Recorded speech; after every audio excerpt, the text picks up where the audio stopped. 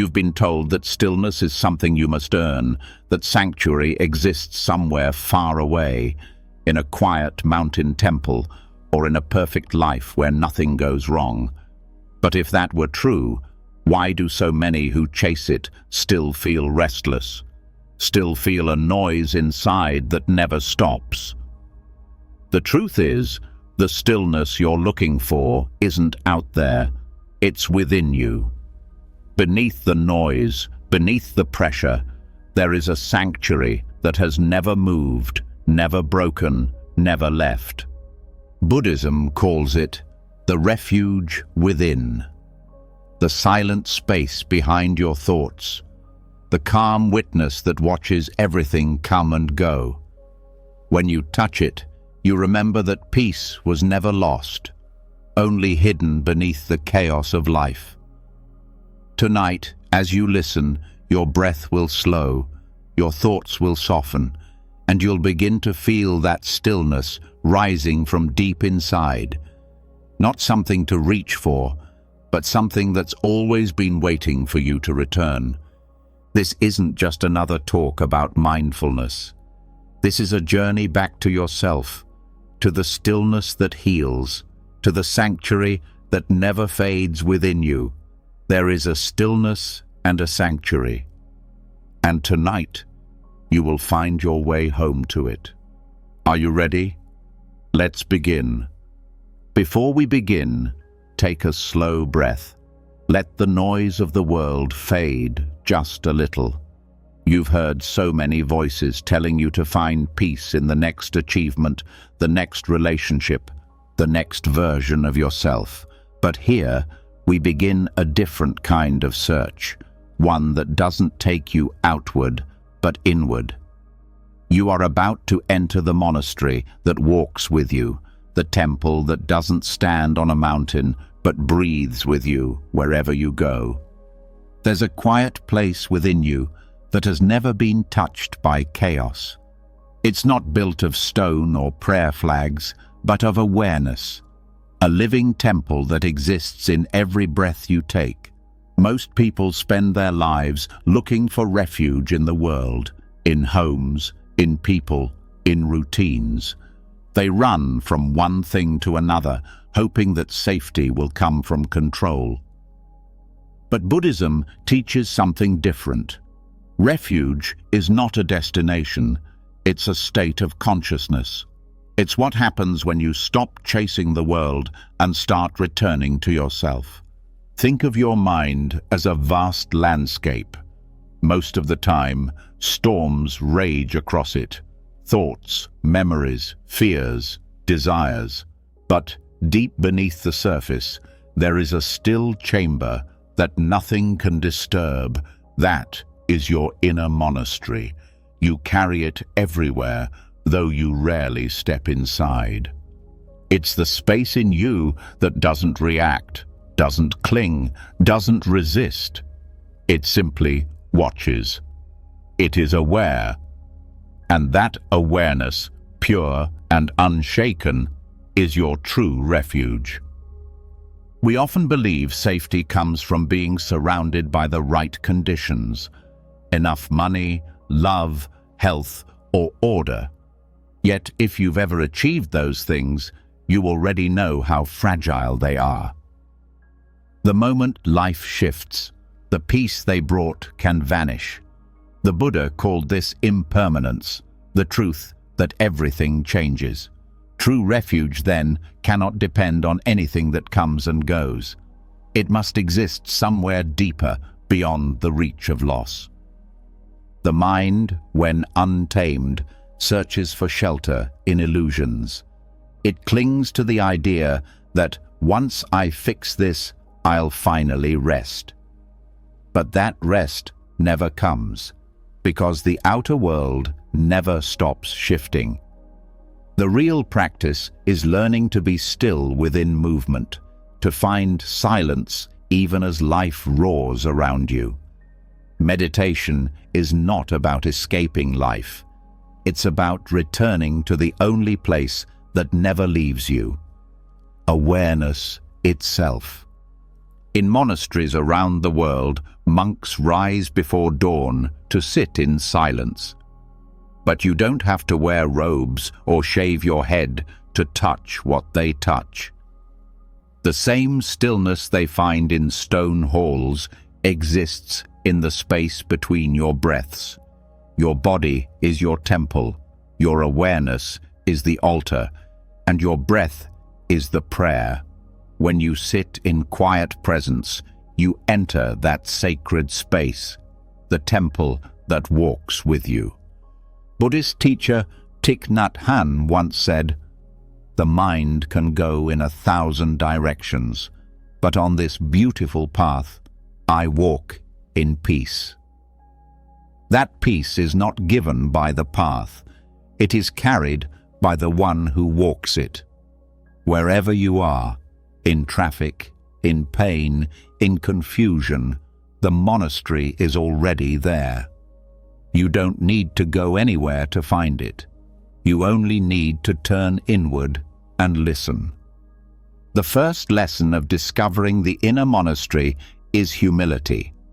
The ego wants to claim the role of architect, to build, perfect, and decorate the temple of the self. But awareness doesn't need construction. It was complete long before you started searching. All the layers of identity, history, and self-image are just walls we've built around something that was never meant to be hidden. Refuge is not adding, it's removing. It's peeling back everything that isn't real until all that remains is what's eternal. Every time you return to your breath, you step across the threshold. The world outside may be noisy, people demanding, schedules overflowing, but the temple inside has only one sound: silence. It's not the silence of emptiness, but of presence. When you touch it, anxiety softens, restlessness loses its power. You start to realize that nothing outside you has to change for you to be at peace. The second lesson is about ownership. Most people believe they can only feel calm when they find the right environment. But if peace depends on your surroundings, you're a prisoner of circumstance. The inner monastery frees you from that. You begin to see that calm is not something the world gives, it's something you bring. When your awareness becomes your refuge, you carry home with you everywhere. Think about it. All your life you've been told to find yourself, but you were never lost. You were only distracted. The monastery within has always been open, waiting for you to notice you've walked past its doorway 1,000 times. Every time you paused before reacting, every time you took a conscious breath instead of arguing, every time you felt wonder without needing a reason. Those were glimpses of the sanctuary you already carry. The third lesson is surrender.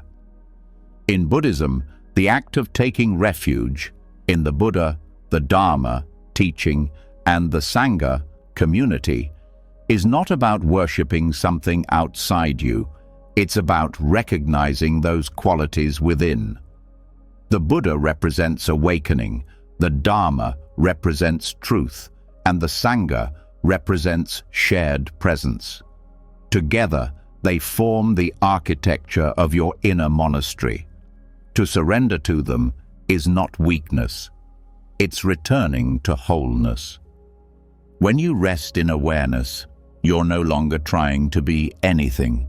You're no longer trapped in the performance of self, the endless cycle of proving, pleasing, achieving. You just are.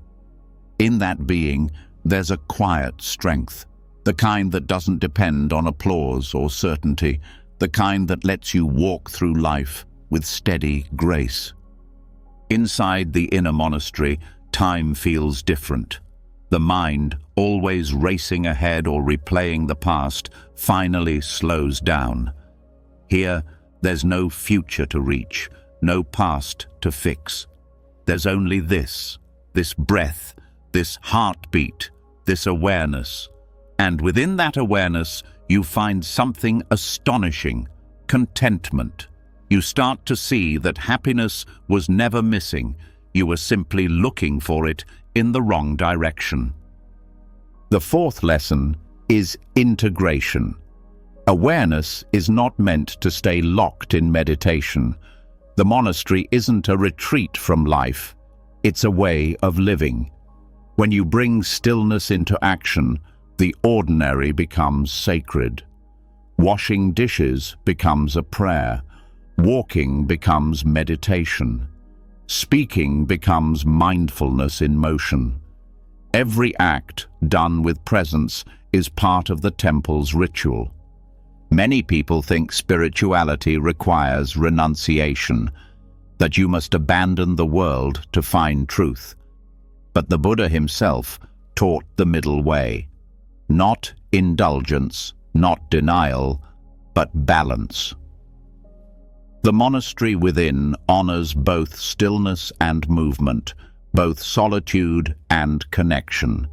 You can work, love, struggle, and still remain anchored in awareness. Refuge is not escape, it's participation without losing yourself. The fifth lesson is about protection. When you live from awareness, you become untouchable by the storms of life. That doesn't mean you stop feeling pain. It means pain can no longer define you. It passes through you like wind through an open window. Awareness doesn't block emotion. It allows it to move freely without resistance.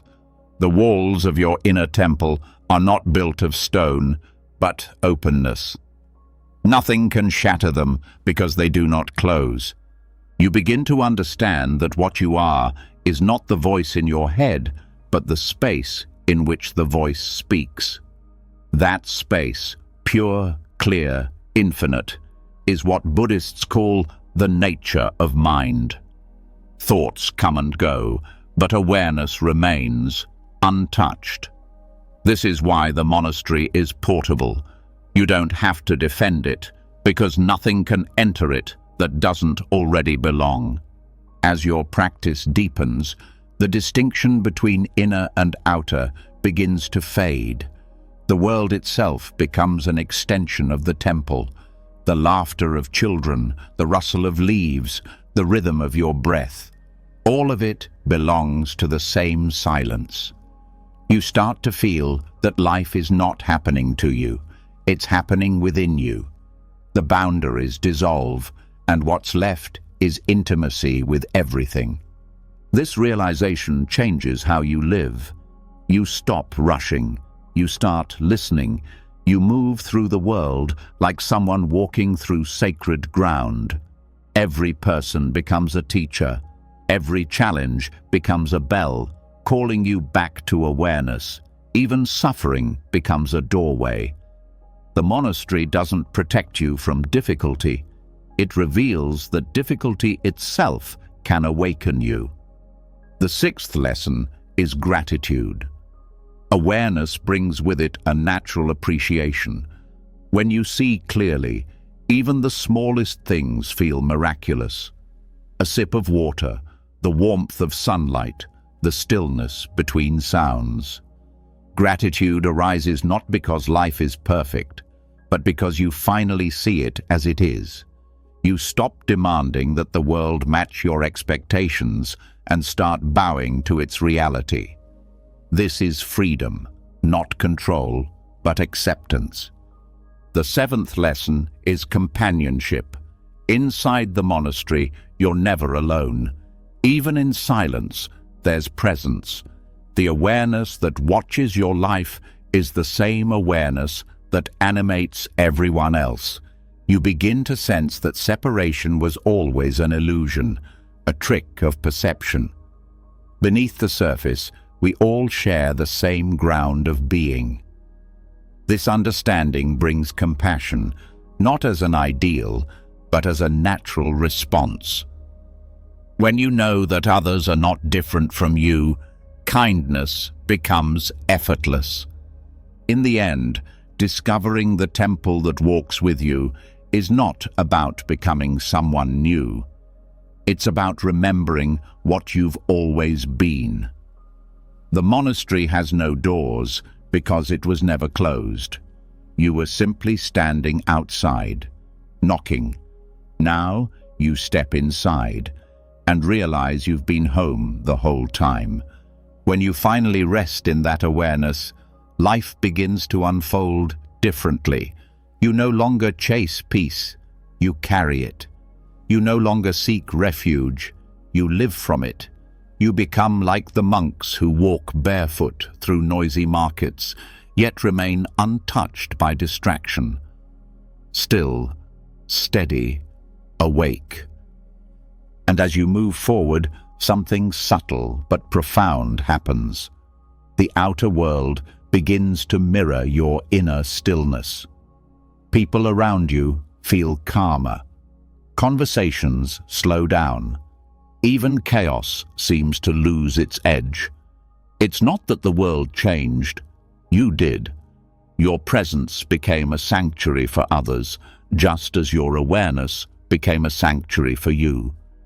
So, as you continue this journey, remember, the monastery isn't far away. It's here, now, in the space between your thoughts, in the pause before your next breath. Within you, there is a stillness and a sanctuary.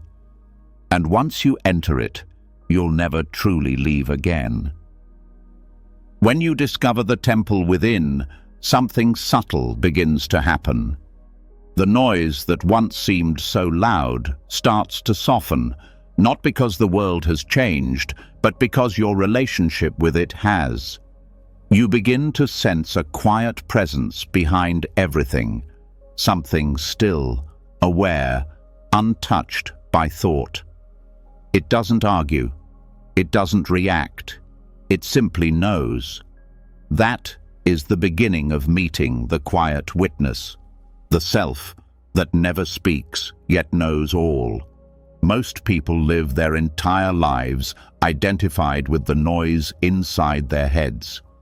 Thoughts run like an endless commentary, analyzing, judging, remembering, planning. From morning until night, the mind speaks, and we mistake its voice for our own. But beneath that voice, there is another awareness that watches it all. It notices every thought without being caught in it. That presence is not a thought. It's the space that thoughts appear in. It's what you really are when the noise fades for even a moment. The first step in recognizing this witness is to see that you are not the mind's story. You are the one hearing it. When anger rises, awareness sees it. When sadness passes, awareness remains. This presence does not have an opinion about what appears. It doesn't say, "I like this thought," or "I hate this emotion." It just watches. It's the quiet sky behind the changing weather of your mind. At first, this may sound abstract, but you've already experienced it many times. When you're lost in thought and suddenly realize you were thinking, who noticed that? When you feel anxious, but part of you says, "I'm anxious right now," who is aware of the anxiety? That awareness, silent and observing, is the witness. It never sleeps, never disappears. It was present in childhood, it's present now, and it will be present long after your current worries are gone. In Buddhist philosophy, this awareness is sometimes called pure consciousness. It's like a mirror that reflects everything but is not affected by what it reflects. You can stand before a mirror, smiling or crying. The reflection changes, but the mirror stays the same. Your awareness works the same way. It reflects thoughts, emotions, and sensations, yet remains clear and untouched. The mind resists this idea because it thrives on identity. It wants to say, "I am my thoughts," or "I am my feelings." But awareness doesn't need a name. It doesn't need validation. The moment you start to rest in this witnessing state, the mind begins to lose its grip. You realize that your worth was never tied to what you think or achieve. It was always here, in the simple fact that you exist and are aware. There's a deep peace in this recognition. You no longer have to control every emotion or silence every thought. You simply allow them to come and go, like waves rising and falling on the surface of the ocean. They move through you, but you remain the depth beneath.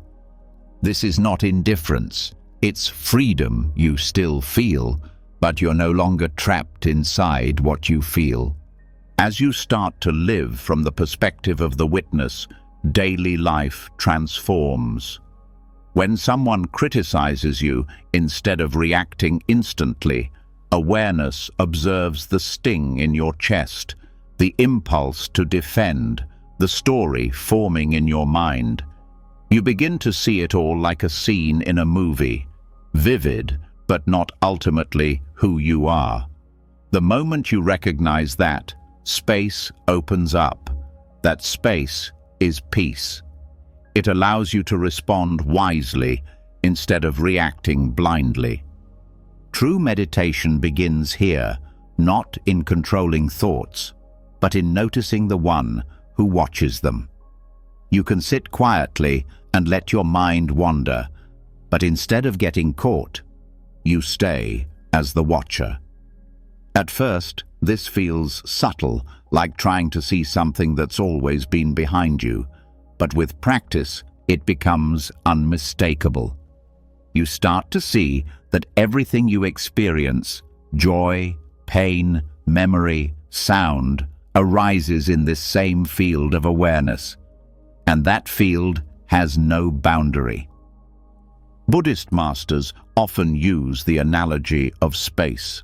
Space holds everything, but nothing can stain it. A fire burns within it, rain falls within it, yet space remains untouched. Likewise, awareness contains all experience but is never harmed by it. Realizing this changes how you relate to suffering.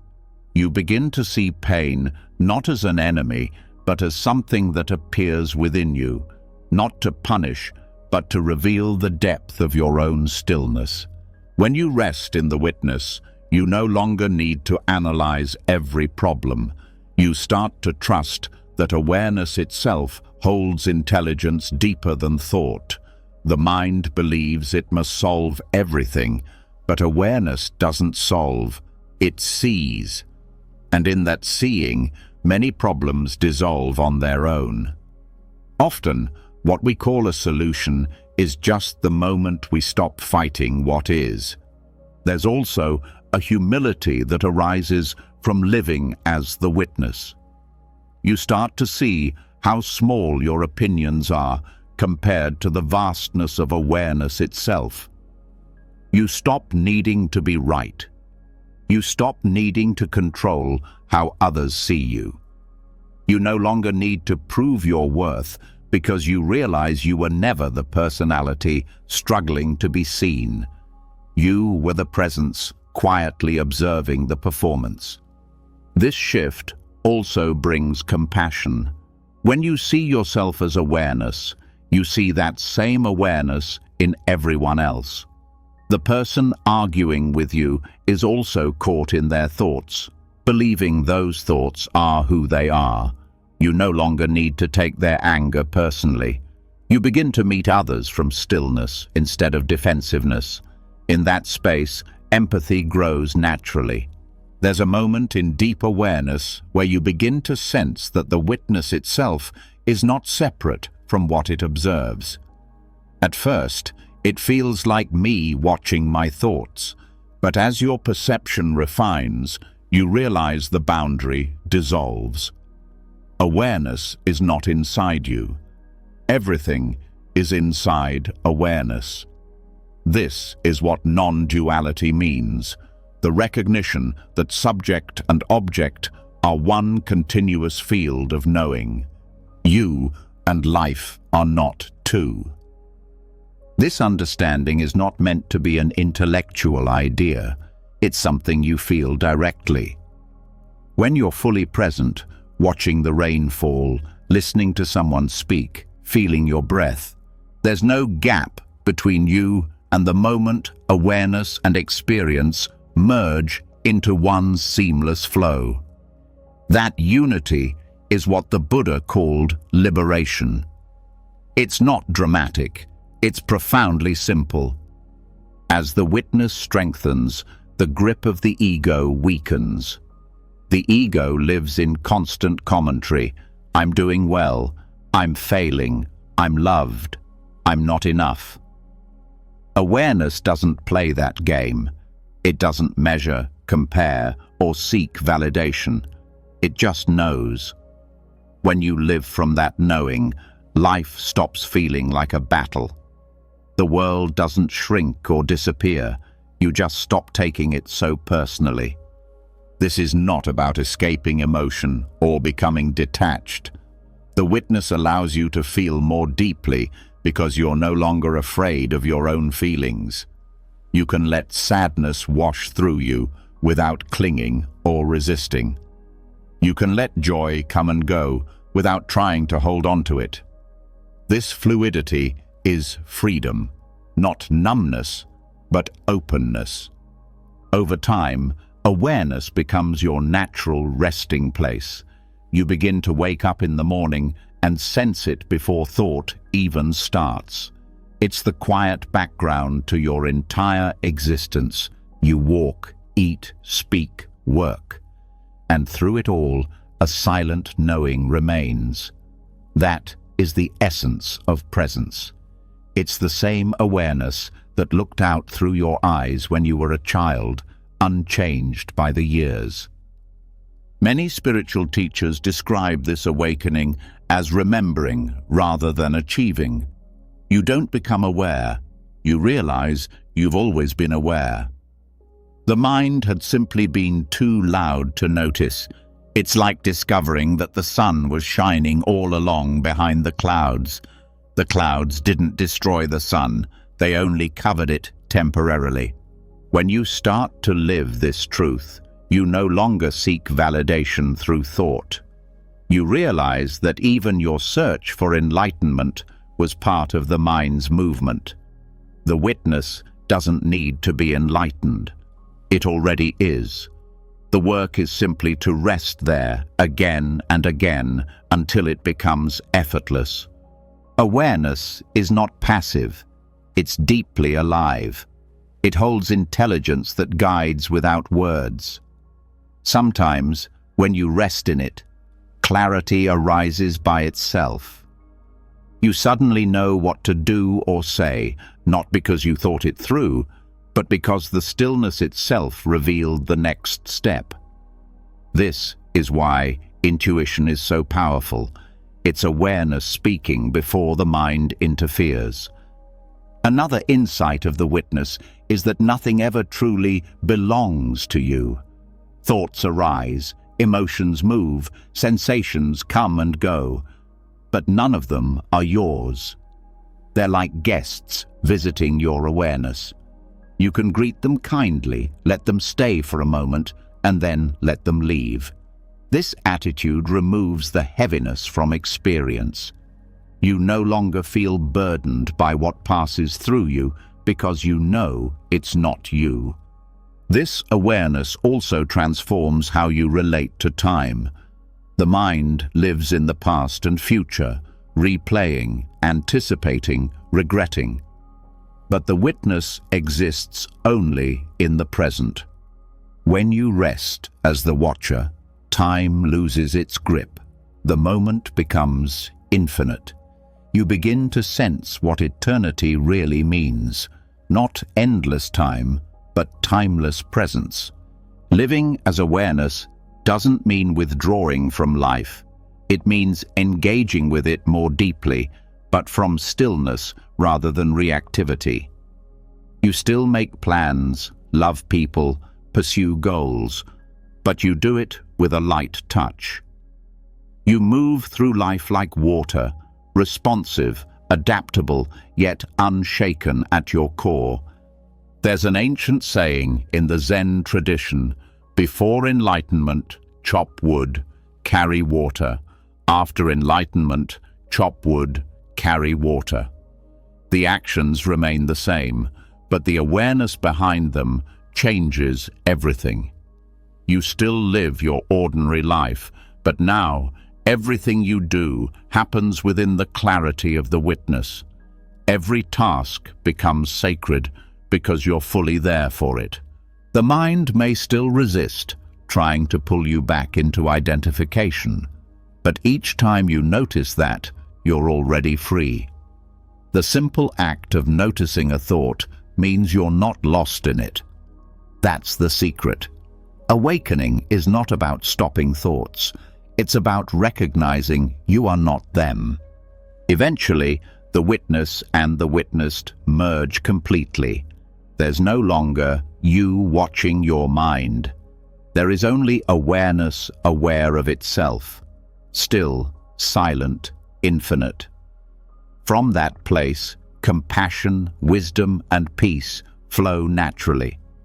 You don't have to force them. They are the fragrance of stillness itself. When you live this way, you become a calm presence in a chaotic world. Others feel it, even if they can't name it.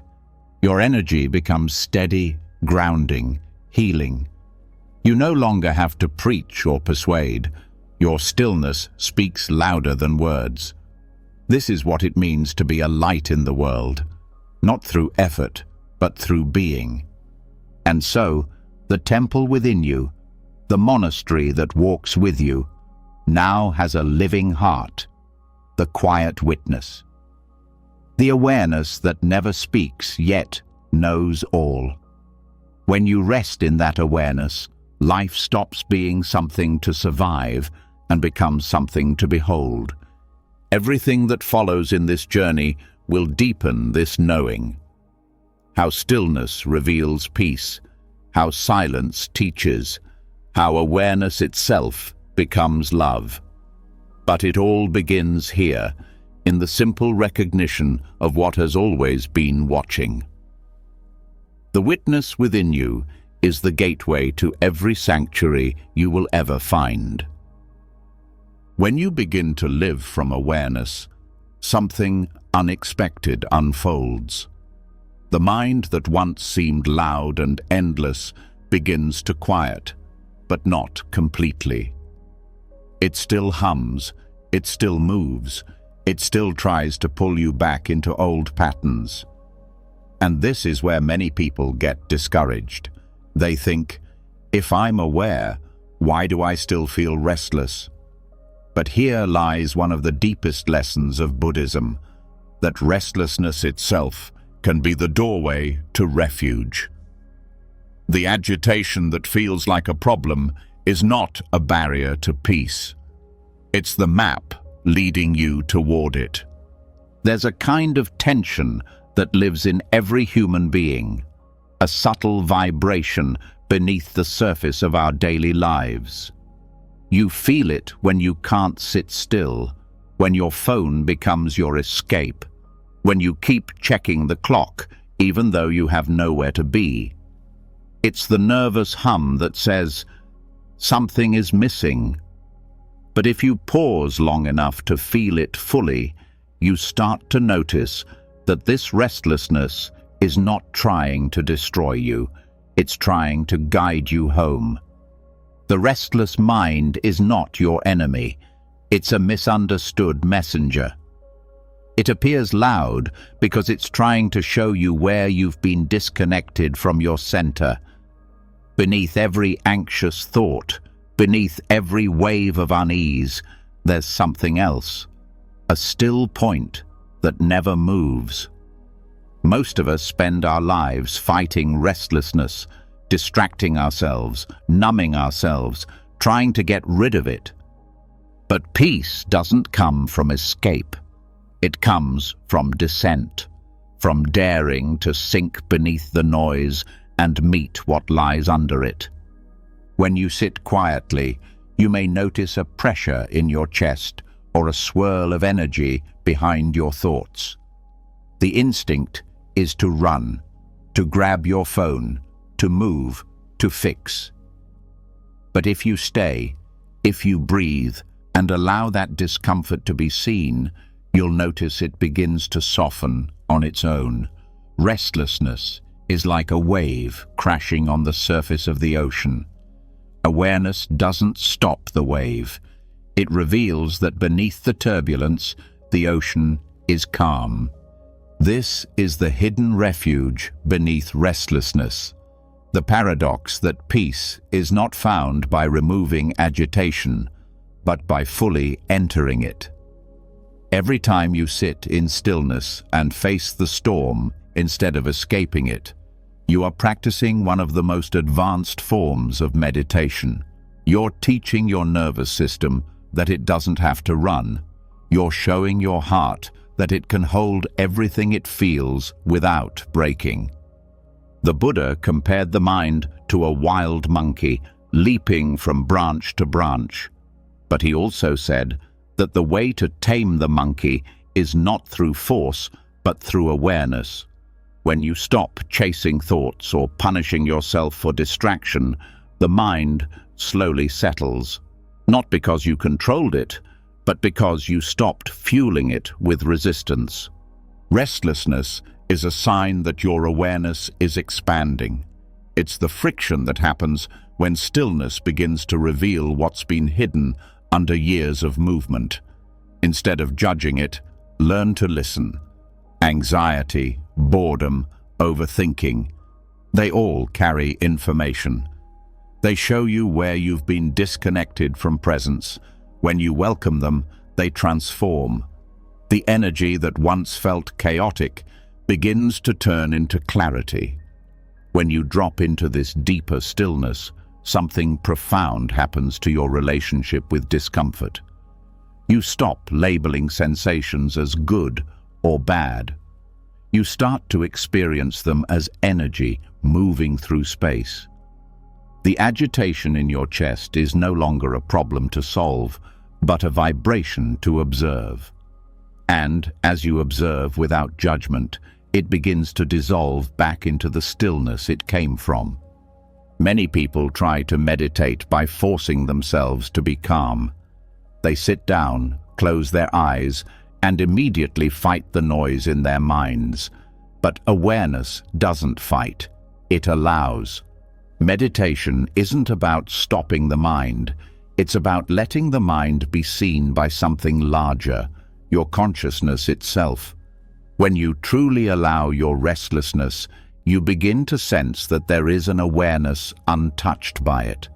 That awareness is your refuge. In the language of Buddhism, this is the practice of turning toward. When discomfort arises, you turn toward it instead of away. You breathe into it, not as a technique to fix it, but as an act of compassion. You acknowledge its presence. I see you. I feel you. You are allowed here.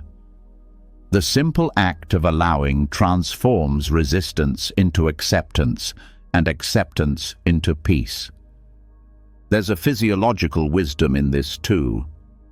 Neuroscience shows that when you stop resisting emotional discomfort, your nervous system begins to regulate. The body moves from fight or flight to rest and digest. Awareness literally changes your biochemistry. The still point beneath restlessness is not just poetic, it's biological truth. The body, when met with compassion, heals itself. Every emotion you've ever run from has been waiting to be held in awareness. Anxiety, guilt, fear, all of them soften when they are finally allowed to exist. Beneath them, there is always stillness, like sunlight, beneath the clouds.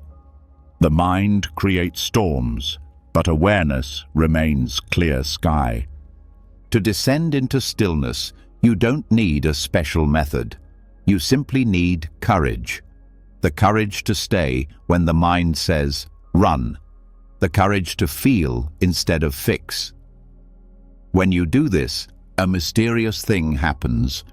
The energy that once fueled anxiety begins to flow differently. It becomes presence, alertness, even tenderness.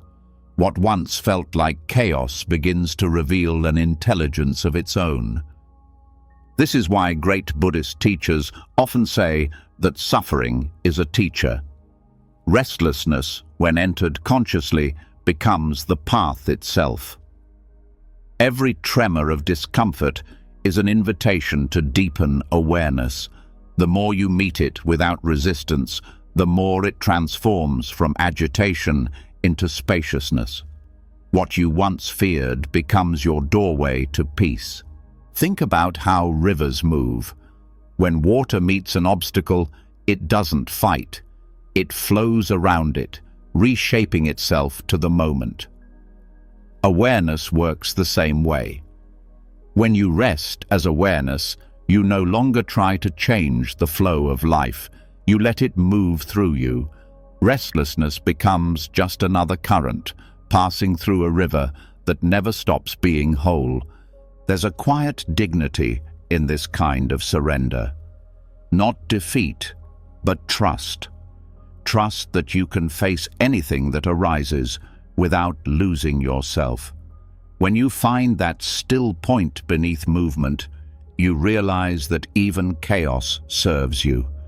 It humbles you, softens you, opens you. Every restless moment becomes a teacher in disguise. The practice deepens when you bring this awareness into daily life. You might notice tension building during a conversation, or a familiar anxiety when plans change. In those moments, pause, feel the body. Acknowledge what's here without judgment. The still point is always one breath away, waiting for you to return. As you develop this sensitivity, you begin to sense that stillness doesn't mean absence of movement. It's the stability within motion, the silence that holds every sound. Even when you're active, you can feel the ground of awareness beneath your actions. This is how you live from sanctuary in the middle of life's noise. One of the most profound paradoxes in Buddhist wisdom is that enlightenment doesn't remove human experience. It transforms how you meet it. Restlessness doesn't vanish. It simply loses the power to disturb you. It becomes part of the dance, movement happening within stillness. Eventually, you begin to sense that there's no true separation between the restlessness and the refuge. The two are one continuous movement, like waves and ocean. Without the waves, you'd never know the depth of the sea. Without agitation, you'd never discover how deep your peace goes. This is the hidden blessing of restlessness. It forces you inward until you touch what cannot be moved. The mind will still create noise, that's its nature. But now, instead of fighting it, you recognize it as background music. You no longer confuse the soundtrack with the silence that holds it. You can let thoughts pass like wind through open windows. Awareness remains still, even as everything else changes. This understanding turns ordinary moments into profound ones. Waiting in line becomes meditation. Frustration becomes a reminder to breathe. Even conflict becomes a mirror reflecting where peace is hiding beneath reaction. Life stops being divided into spiritual and ordinary. Everything becomes part of your practice. Over time, the refuge beneath restlessness becomes so familiar that even in chaos, you know how to return. You can be in a crowded room, in grief, in uncertainty, and still feel that quiet hum of awareness beneath it all. You stop needing perfect conditions to be at peace. You found something stronger than calm. You found stillness in motion. This is what the Buddha meant by liberation. Not the absence of emotion, but freedom from being controlled by it. You still feel everything, but you no longer drown in it. The ocean of awareness holds every wave without losing its depth.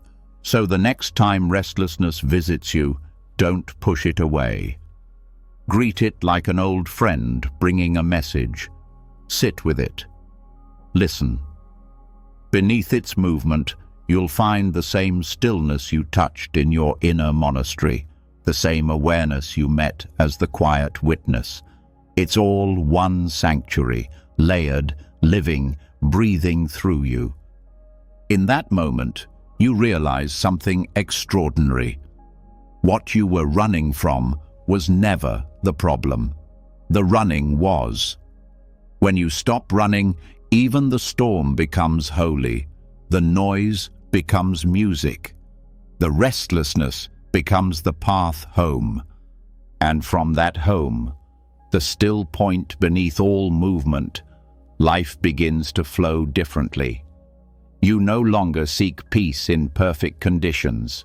You carry it within you, in the space beneath every anxious thought, in the pause before every reaction, in the gentle breath that says, "I am here."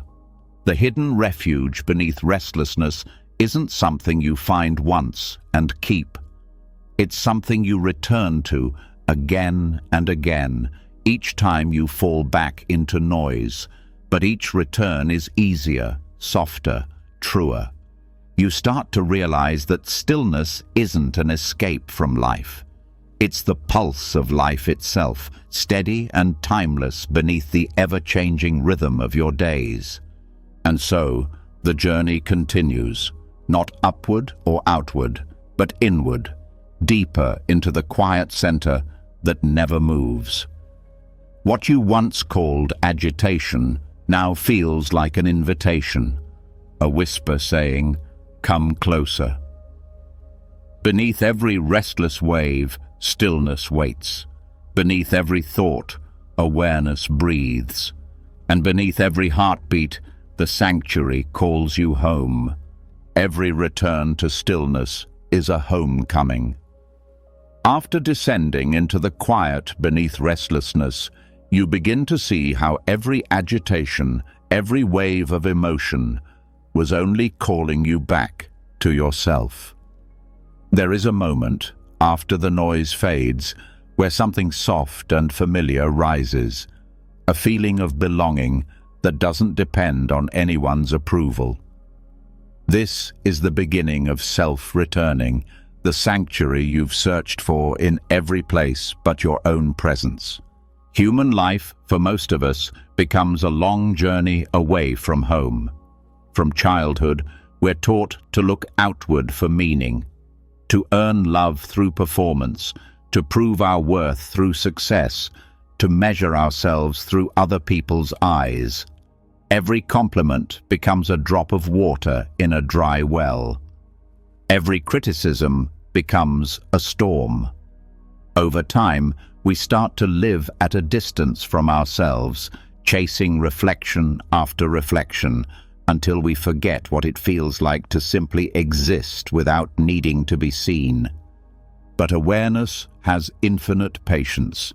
It waits, quietly, behind the noise of ambition and fear. It never leaves, even when we abandon it. And the moment we stop chasing validation, even for a breath, that awareness opens its arms. One mindful breath, just one, can begin the journey home. The breath is the oldest teacher in Buddhism. It is the bridge between body and mind, between the world outside and the stillness within. Every inhale draws you back into the present. Every exhale releases what you no longer need to hold. When you bring your attention fully to the breath, you are not just breathing, you are remembering. You are returning to the only place peace ever lived, here, now, within. This is the sanctuary of self-returning, the moment when you stop seeking permission to exist and start simply being. The breath becomes the path that leads you home every time you wander. You don't need to recite a mantra or light a candle. You only need to notice that you are alive, breathing, aware. Each breath is a statement of truth. I am here. Beneath the constant urge to prove, achieve, and fix, that simple truth is what the soul has been longing for. When you anchor yourself in breath, the need for external approval begins to fade. You start to understand that no one else can validate what already exists. You were never broken, only distracted from your wholeness. Modern life trains us to look outward. We measure our happiness through screens, through comparison, through the illusion of more. But the self you're trying to perfect through achievement has never been incomplete. The breath reminds you of this with every rise and fall of your chest. You begin to see that returning home doesn't mean isolation. It means alignment. It means living from the center rather than the edges. The practice of self-returning is simple, but not easy. The mind resists because it thrives on movement. Stillness threatens its control. When you try to focus on the breath, it will try to pull you into thoughts, plans, regrets, doubts. But this is part of the training. Every time you notice you've wandered and gently return to the breath, you're strengthening awareness. You're building the muscle of coming home. This gentle return, again and again, is the essence of Buddhist mindfulness. The breath becomes a compass that never lies. It points you back to presence without punishment. It doesn't matter how far you've drifted. The moment you notice, you are already home. When you begin to live this way, your relationship with yourself changes. You stop treating your body as a tool and start honoring it as a temple. You begin to sense how the breath carries wisdom the mind cannot touch. It shows you the natural rhythm of life, expansion and release, holding and letting go. You start to see that peace is not found in control, but in participation, in being one with the movement of life instead of fighting against it. The breath also teaches compassion. When you breathe consciously, you feel connected, not just to yourself, but to everything that breathes. The air you inhale was once inside trees, oceans, and countless beings before you. Each breath is shared life. To breathe mindfully is to participate in an ancient rhythm that includes all of existence. It's a reminder that you are never alone, even in solitude. Self-returning is not selfishness. It is self-truth. The world confuses the two. Selfishness takes from others to fill emptiness. Self-returning fills yourself so deeply that you overflow. When you are centered, you no longer seek love from desperation.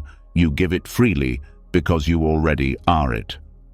The breath teaches you to fill your own cup before offering it to the world. Over time, you start to see how every form of external validation was a substitute for presence. Approval is a transaction. It depends on conditions, but presence is unconditional.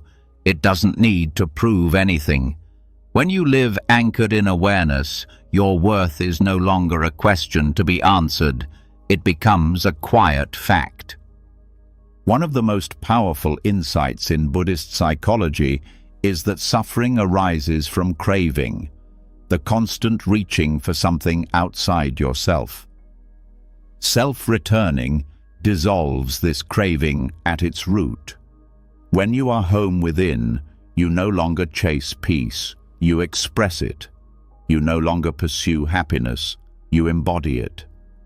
The world becomes a reflection of your inner stillness instead of a battlefield for validation. This return also transforms your relationships. When you no longer depend on others to define you, you begin to relate to them differently. Love becomes cleaner, freer. You don't demand that others complete you. You share completeness. Communication deepens because you're not speaking from insecurity, but from clarity. Every interaction becomes an extension of the peace within. There is also healing in this practice. Much of human pain comes from self-abandonment, from ignoring what we feel to meet expectations or fit into roles. Returning to the breath brings those neglected parts back into awareness. You begin to listen to your own heart with the same compassion you once reserved for others. You learn to sit with your feelings, to hold them like small children returning home after being lost. In that holding, the past begins to release its grip.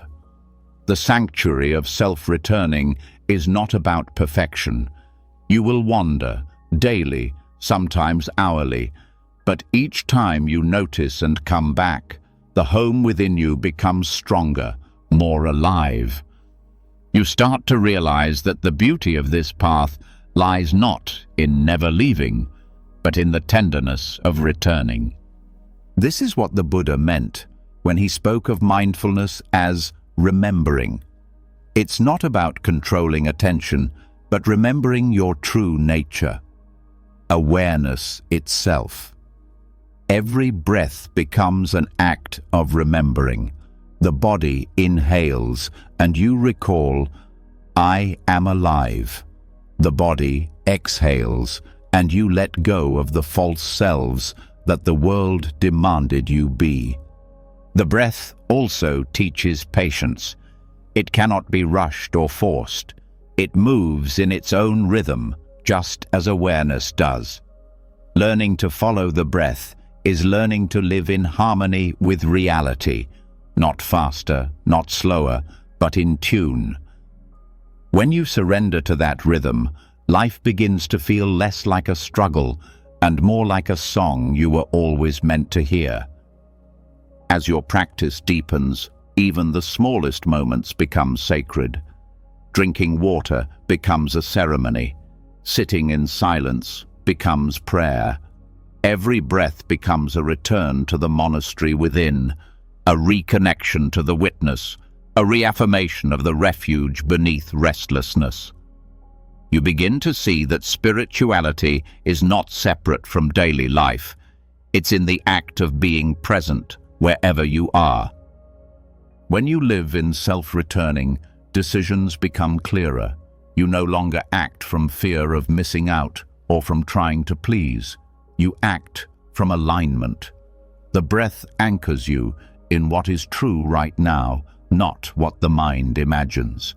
It brings simplicity to complex moments, clarity without force. The more you return home to yourself, the less you are controlled by the noise of the world. External validation starts to lose its flavor. Compliments feel nice, but they don't define you. Criticism stings less because you know it doesn't touch your core. You start to live with quiet confidence, rooted not in performance, but in presence. Self-returning also reveals that peace is not passive. It has depth, strength, and direction. When you're centered, you can act decisively without aggression. You can set boundaries without guilt. you can speak truth without needing approval. Presence doesn't make you distant, it makes you grounded. And even when life feels heavy, when grief or uncertainty visits, the breath remains a loyal guide. It teaches that no pain lasts forever, that each inhale carries new life, and each exhale releases what is done. You start to sense the natural intelligence of existence. Everything comes and goes, yet awareness endures. This is the deepest form of trust, knowing that even in loss, you are still held within the sanctuary of being. Eventually, self-returning becomes less of a practice and more of a way of living. You begin to move through the world like someone carrying a hidden temple inside them. People feel calmer around you because you're anchored. Your presence becomes medicine, not through words, but through stillness. You embody peace without needing to preach it. And then you realize the most beautiful truth. You never really left. The self you were searching for has been breathing with you all along, patient, waiting for your attention to return. Each mindful breath was a reunion. Each moment of awareness, a homecoming. The sanctuary of self-returning is not somewhere you go. It's what you are. The more you rest there, the more life begins to unfold effortlessly. Work becomes service. Relationships become sacred. Silence becomes nourishment. You see now that you were never meant to live chasing approval or performing for love. You were meant to breathe, to feel, to awaken. The breath brings you back again and again until the concept of returning disappears. There is only being, whole, complete, aware. This is the peace that no one can give or take away, the sanctuary that travels with you into every conversation, every moment of stillness, every breath you take. The world will still call for your attention. But now, you know how to come home. You've walked through the monastery within. You've met the quiet witness. You've descended beneath restlessness. And now, through every mindful breath, you've come home to yourself. The search is no longer outward. It's inward, alive, breathing, and it never ends, because this sanctuary isn't a destination. It's the rhythm of your being, repeating softly through every breath. Return, return, return. When you finally learn to return to yourself through the breath, something profound happens. The noise of the outer world quiets, and in its place, you begin to notice another silence, one that feels both comforting and unsettling. It's the space of solitude, the vast stillness that remains when all distractions fade. Many people fear this space. They call it loneliness. But in truth, it is the doorway to sacred company, the presence of the self that never abandons you. Loneliness is one of the most misunderstood human experiences. It's not simply the absence of others, it's the absence of connection, not outwardly, but inwardly. You can be surrounded by people, loved by many, and still feel that hollow ache inside. That emptiness isn't a flaw, it's the soul's quiet signal that it's time to come home. Loneliness is not a punishment, it's a message. It tells you that you've been living too far from your own heart. Solitude, on the other hand, is the alchemy of loneliness. It's what happens when you stop running from that emptiness and start listening to it. Instead of filling it with noise, attention, or distraction, you let it open.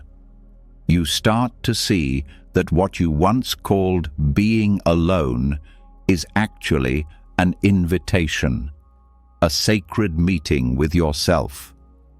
The moment you stop resisting solitude, it transforms from emptiness into fullness. We live in a world that fears silence.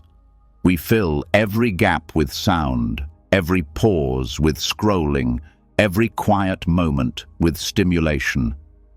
Yet, beneath all that noise lies the companionship we're secretly craving.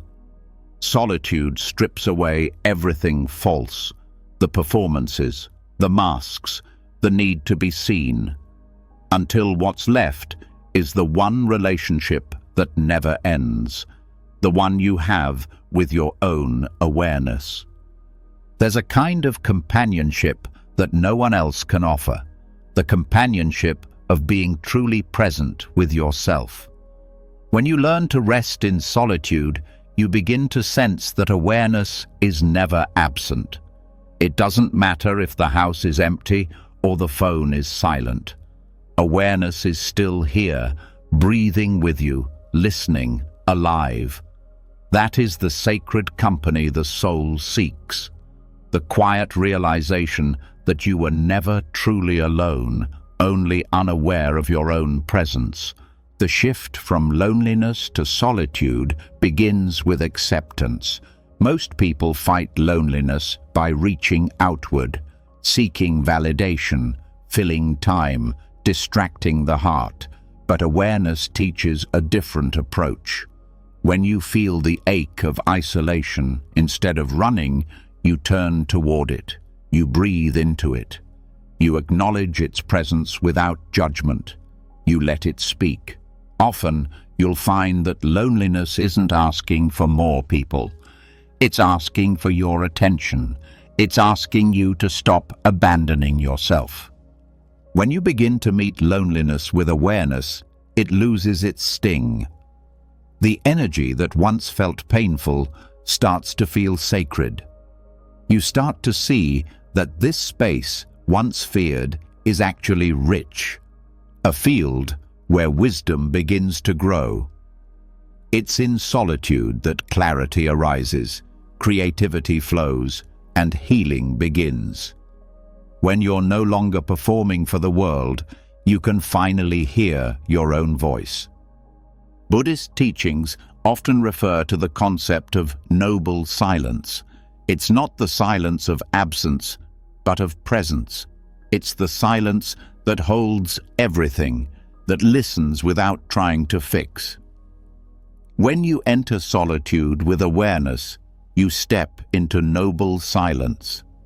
You stop trying to fill the void and start allowing it to teach you. You discover that silence isn't empty, it's full of insight. Every quiet moment becomes a teacher. This shift also changes your relationship with love. When you no longer fear solitude, you stop clinging to relationships out of need. You begin to love from freedom instead of fear of being alone. You realize that love is not ownership or escape. It's two whole beings sharing the fullness of their solitude.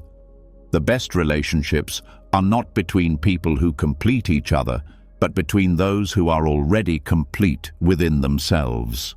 Self-connection doesn't mean isolation. It means you no longer depend on external conditions to feel whole. You start to see that solitude isn't a wall between you and others. It's the foundation that allows real connection to exist.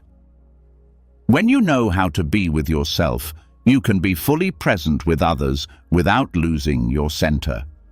In solitude, the mind quiets enough for the heart to speak. You start hearing subtle truths that daily noise had buried. What really matters, what needs to be released, what kind of life aligns with your deepest values. You begin to feel the pulse of authenticity, not who you think you should be, but who you already are when nothing is performed. This awareness is transformative because it brings self-companionship. The part of you that once sought comfort in others begins to find comfort within. You learn to soothe yourself, to hold your pain with tenderness, to speak gently to your own mind. You stop waiting for someone to rescue you because you realize that presence itself is the rescuer. Awareness becomes your eternal friend. Spending time alone starts to feel different. The quiet no longer feels heavy. It begins to nourish you. You might find yourself craving moments of stillness, not because you're escaping life, but because you're reconnecting with its essence. Solitude becomes like sunlight through a window, gently illuminating what was always beautiful but unnoticed. From this space, creativity begins to bloom. Many of history's great thinkers, poets, and mystics discovered their deepest insights in solitude, not because they were special, but because they listened. Solitude gives birth to understanding. It connects you with intuition, the subtle knowing that doesn't come from analysis, but from silence. The mind solves problems. Awareness reveals truth. There's also a spiritual dimension to solitude.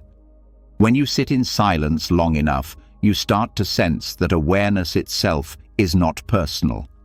It doesn't belong to you. It's the same awareness that has existed through all beings, the same consciousness that connects everything alive. What began as loneliness turns into communion, not with others, but with life itself.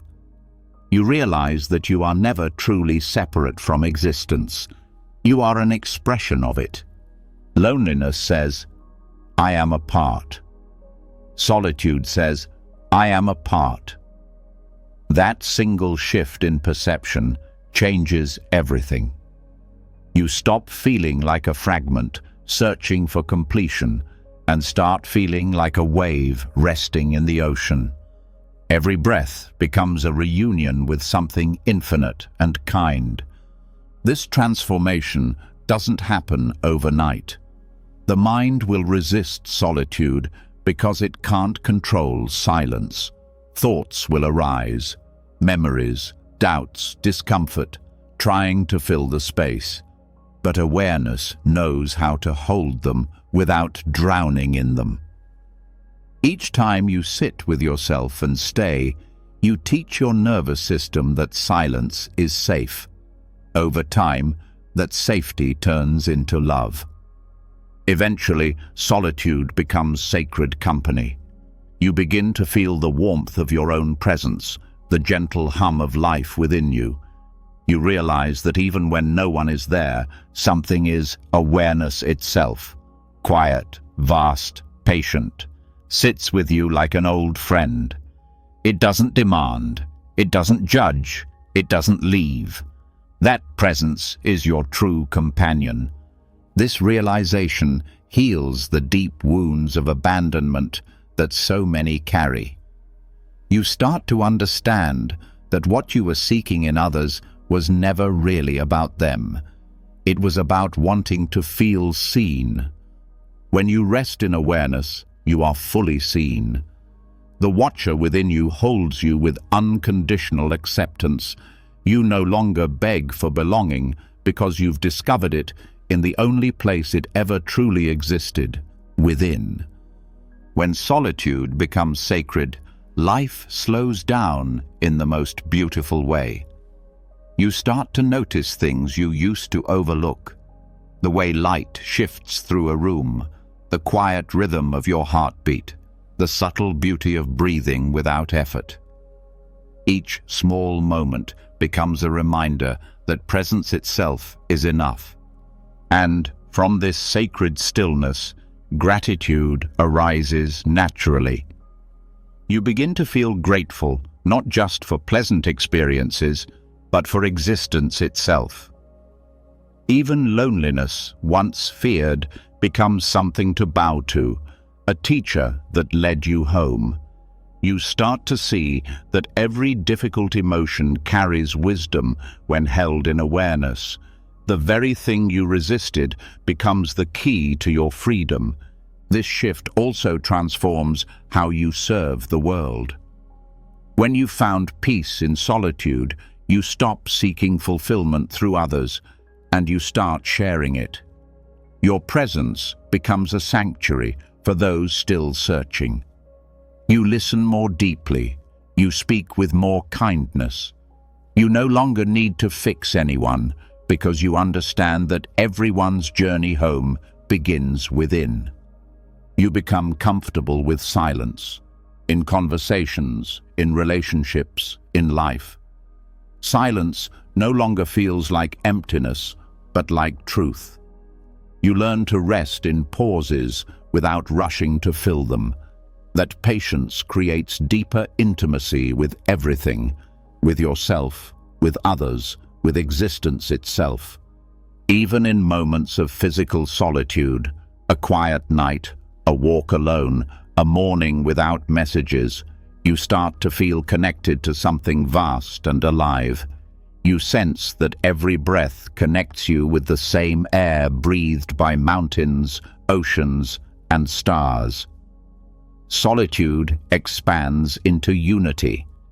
You stop feeling like a single point of consciousness and start feeling like consciousness itself, expressing through a human form. This is the heart of Buddhist practice, the realization that there was never separation to begin with. The pain of loneliness was only the mind's misunderstanding. Beneath it, solitude was always sacred. Awareness was always holding you, quietly waiting for you to notice. And now, you do notice. You feel it, that quiet companionship that never wavers, that presence that has watched every joy and sorrow without turning away. You begin to rest in it more often, to draw strength from it, to let it guide your life. It becomes your anchor, your peace, your truest friend.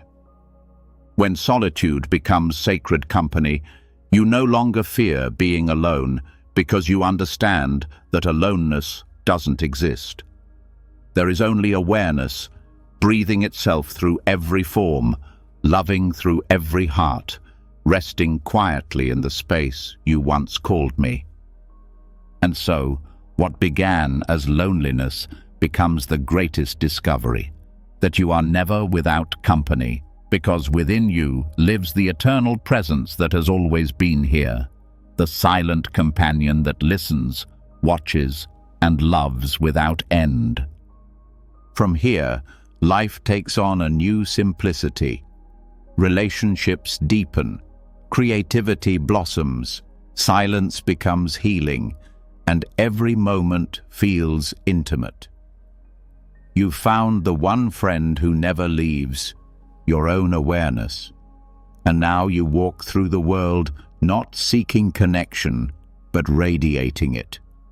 Solitude, once feared, becomes your sanctuary. It's no longer a pause between moments, but the foundation beneath them. The self you once abandoned has become the self you finally sit beside, in silence, in stillness, in peace. And as you rest there, you understand the quiet truth that all spiritual seekers eventually find. The greatest company you will ever keep is the one already breathing within you. When solitude becomes a sacred companion, a new kind of vision opens. You begin to notice that even when you are alone, life is not still. It moves, breathes, and unfolds in every direction. Yet, within all that movement, something remains perfectly steady. Beneath the motion of thoughts, the rise and fall of emotions, and the constant change of the world, there is a center that never wavers. This is what Buddhism calls the still point of the turning world, the unchanging heart of existence, where chaos and calm are not opposites but reflections of the same truth. At first glance, the world appears divided. There is peace and there is conflict, joy and pain, order and disorder. We label one as good and the other as bad, one as desired and the other as feared. Yet, this duality is only a surface perception. Beneath it, reality moves in harmony, like a dance that includes both the fast and the slow, the rise and the fall, without ever losing balance. The still point is not the absence of movement, but the place within movement, where everything is perfectly aligned.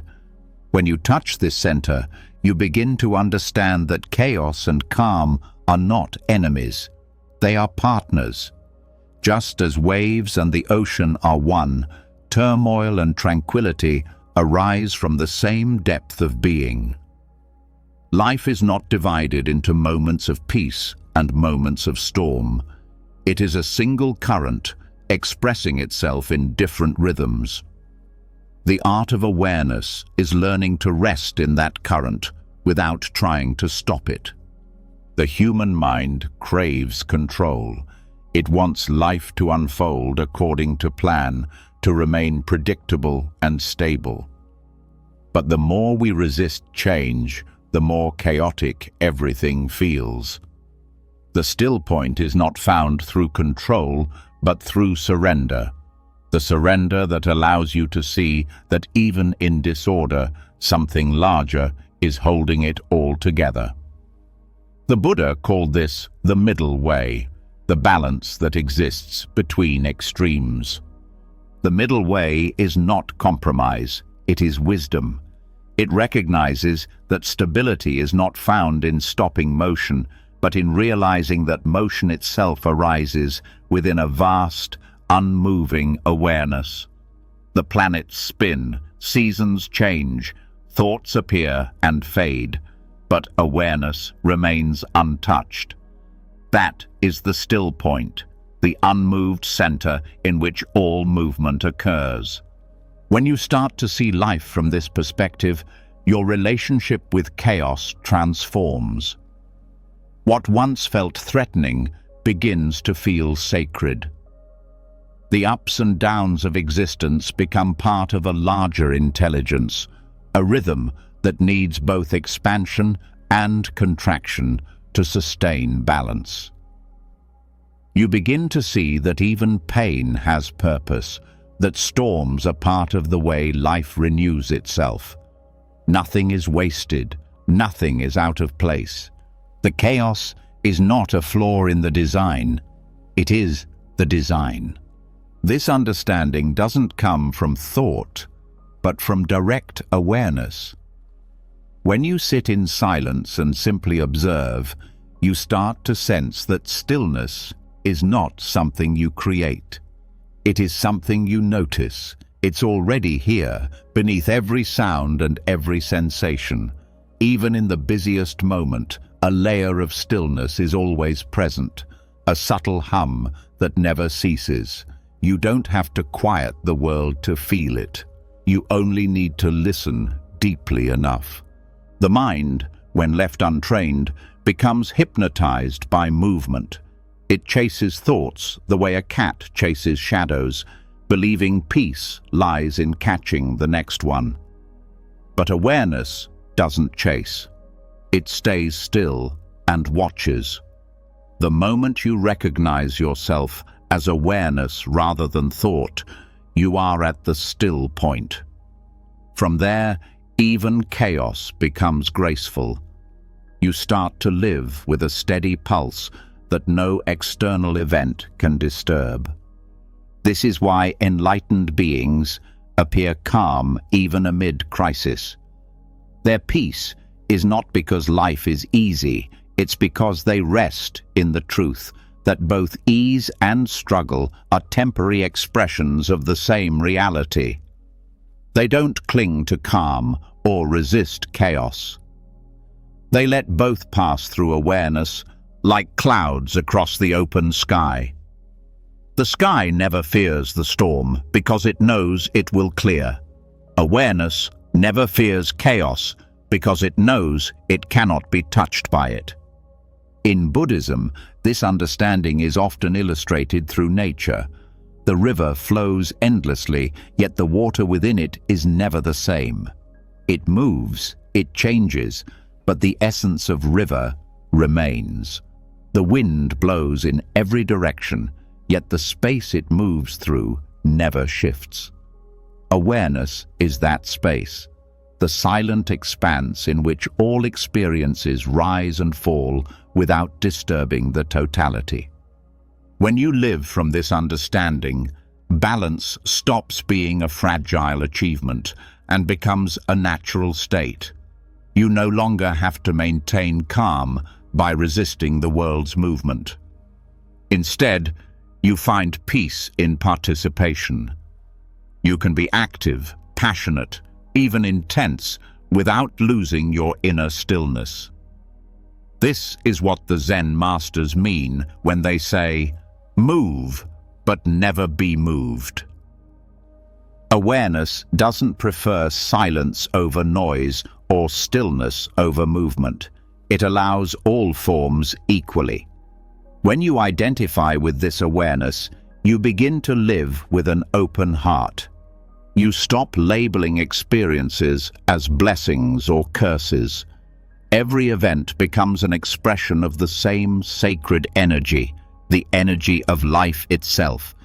You see that both chaos and calm are just different notes in the same symphony.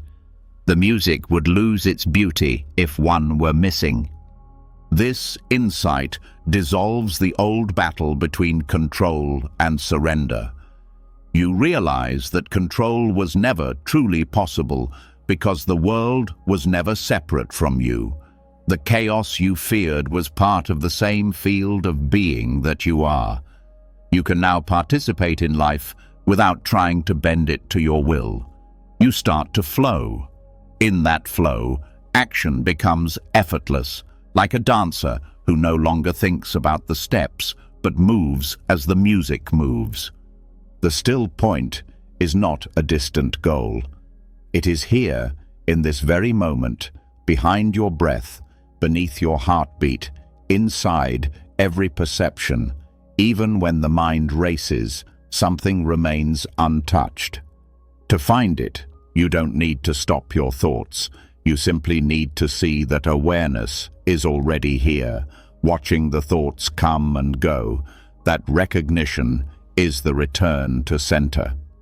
Living from this center means you no longer seek peace as a future event. You realize that peace is not the absence of problems. It's the presence of awareness within them.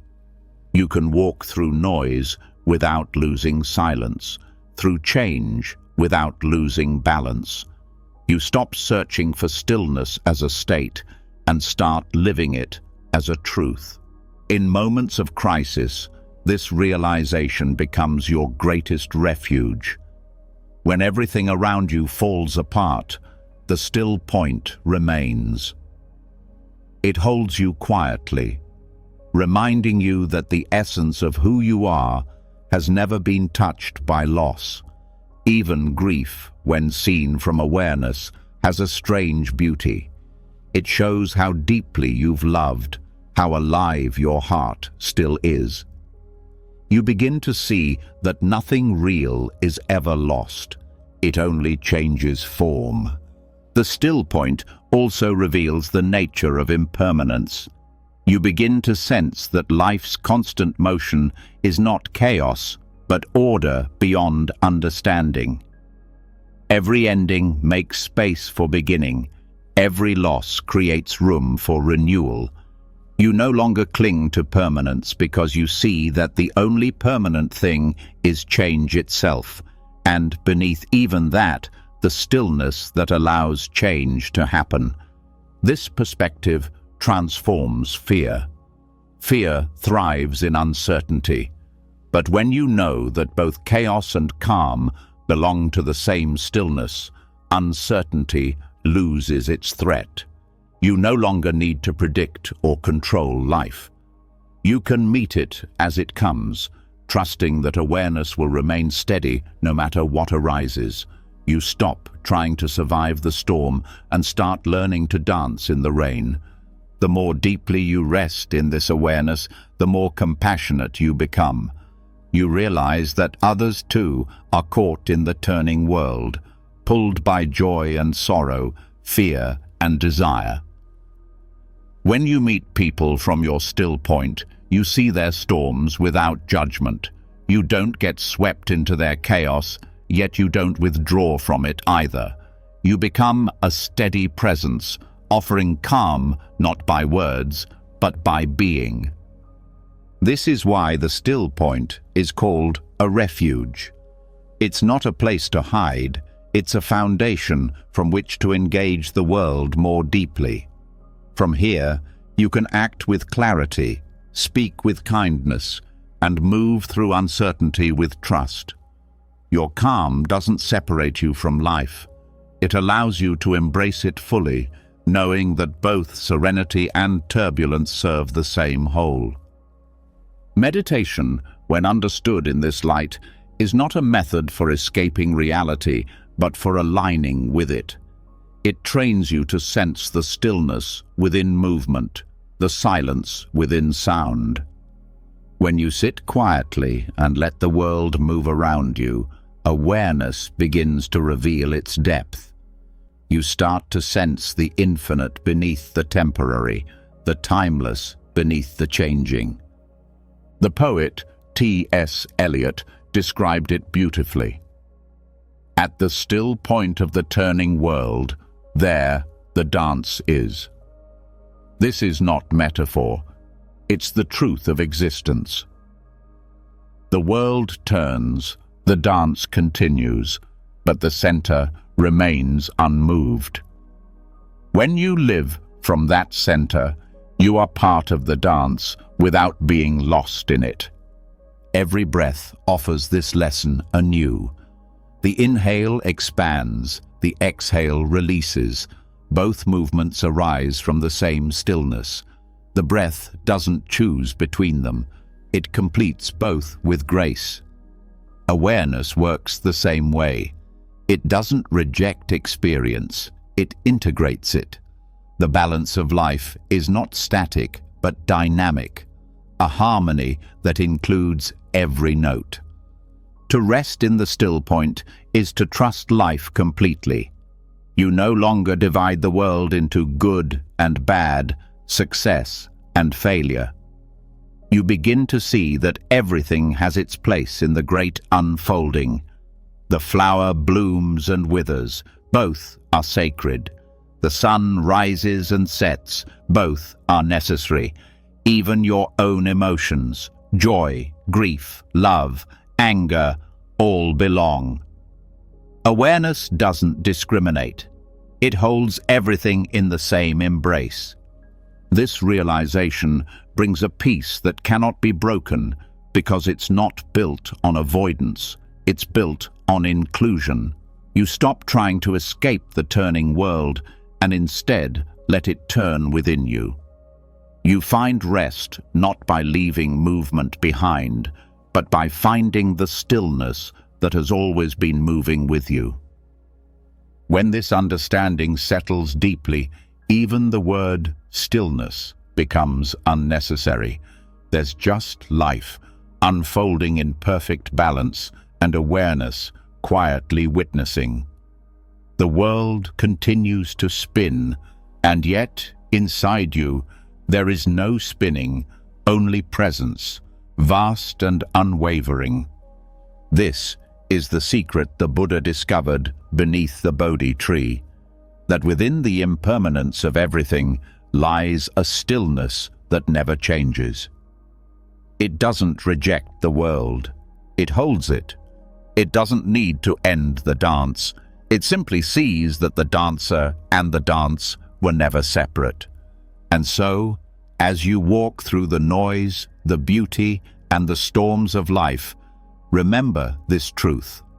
The still point is always here, right where you are, beneath chaos, within calm, inside every heartbeat. The world will keep turning, but awareness remains unmoved, quietly shining through it all. In that realization, you find the peace that nothing can disturb, and the wisdom that nothing was ever out of place. When you begin to live from the still point, something begins to shift deep within you. You start to sense that even the identity you've worn, the name, the story, the face you present to the world, is part of that movement too. It's real in the same way a wave is real, visible for a while, yet inseparable from the ocean beneath it. The deeper you rest in stillness, the more you begin to wonder, who am I before the world tells me who to be? What remains when every label falls away? This question marks the beginning of another awakening, discovering the space between identities. Most of life is lived through definitions. From the moment you're born, the world begins naming you. Your gender, your family, your culture, your profession, your achievements. These words give structure to experience, but they also create invisible walls. Over time, you start to mistake the walls for the self. You forget that before you were a name, before you were a role, before you were anyone's anything, you simply were. Awareness, open and unconditioned. This forgetting is subtle. You don't notice when it happens. One day, you wake up and realize you've become a collection of titles: worker, parent, friend, success, failure. Each one carries expectations. Each one shapes how you act and speak. But beneath all these roles, something timeless watches. The same still awareness that was present before any identity began. That presence is what you truly are. The space between identities is the doorway back to that presence. It's not a physical place, but a state of being. The moment when you stop performing and simply rest in awareness. It's that pause between breaths, between thoughts, between one version of yourself and the next. It's where you can see clearly without being defined by what you see. In Buddhist philosophy, the self is seen as a process, not a permanent thing. The personality, the habits, the memories. They're like waves in the ocean of consciousness. They rise and fall, giving the illusion of continuity, but they never stay. When you look closely, you realize there is no fixed me, only the awareness in which all experiences appear and disappear. This isn't an abstract concept. It's something you can feel directly when you stop identifying with your story for even a moment. When you rest in awareness, the boundaries between you and the world begin to blur. You start to sense that the same consciousness looking through your eyes is the one animating everyone else. The separation that identity creates begins to dissolve. You realize that identity is useful. It helps navigate the world, but it's not the truth of who you are. It's a costume awareness wears to experience diversity. This understanding brings immense freedom. Once you see that you are not confined to a single identity, life stops feeling like a performance that must be perfected. You can move through different roles, professional, friend, parent, child, without losing your center. You start to live with fluidity instead of rigidity. You can fully engage with each role while knowing that none of them define you completely. But reaching this understanding requires courage, because identity often feels safe. It gives us a sense of control and belonging. To step into the space between identities means to let go of certainty, to stand in the unknown. At first, this can feel unsettling, like standing without ground. But the longer you stay in that space, the more you realize it's not emptiness, it's openness. It's not the loss of self, it's the discovery of the self that cannot be lost. Awareness doesn't need a title to exist. It doesn't ask, "Who am I?" because it already knows. It's everything and nothing at once. When you touch this truth, the pressure to be someone relaxes. You begin to experience a quiet joy in simply being. This joy doesn't depend on accomplishment or recognition. It comes from the direct experience of freedom, the freedom of not having to play a role. The space between identities also brings deep clarity. When you're not entangled in the roles you play, you can see them more clearly. You can recognize when you're acting from conditioning rather than truth. You can see how society's expectations shape your choices. And from that seeing, you gain the power to choose differently. Awareness gives you the distance to respond instead of react. In this space, even failure loses its sting. Because when you're not defined by your roles, failure doesn't touch your essence. You may lose a job, a relationship, or a title, but you don't lose yourself. You see that those were forms through which awareness expressed itself for a while. Now they've changed, as all forms do. You remain the witness, unshaken and whole. This realization also brings compassion. When you understand how identities shape perception, you stop taking others' behavior so personally. You see that they, too, are acting through layers of conditioning, trying to live up to names the world gave them. Instead of judging, you begin to empathize. You recognize the shared struggle, the human tendency to forget our true nature beneath all the masks.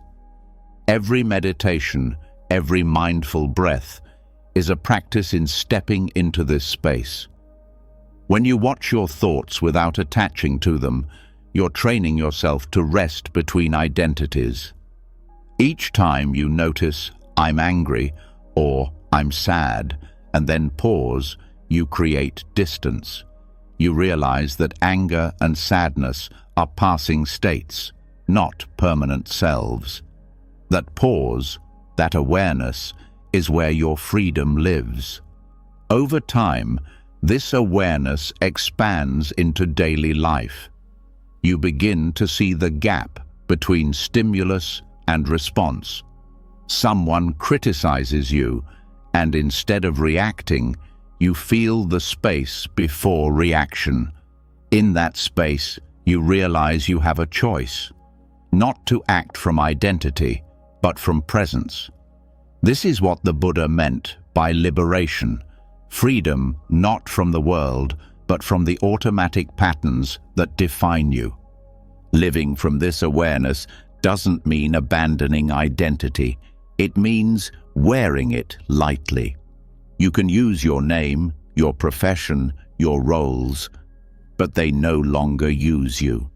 You move through life like an actor aware of the stage, fully performing, yet never forgetting the truth behind the play. This balance brings serenity in chaos and humility in success. You see that identity is not the enemy. Clinging to it is. As you deepen in awareness, even the idea of self-improvement begins to shift. Instead of trying to become a better version of you, you begin to release the need to be any version at all.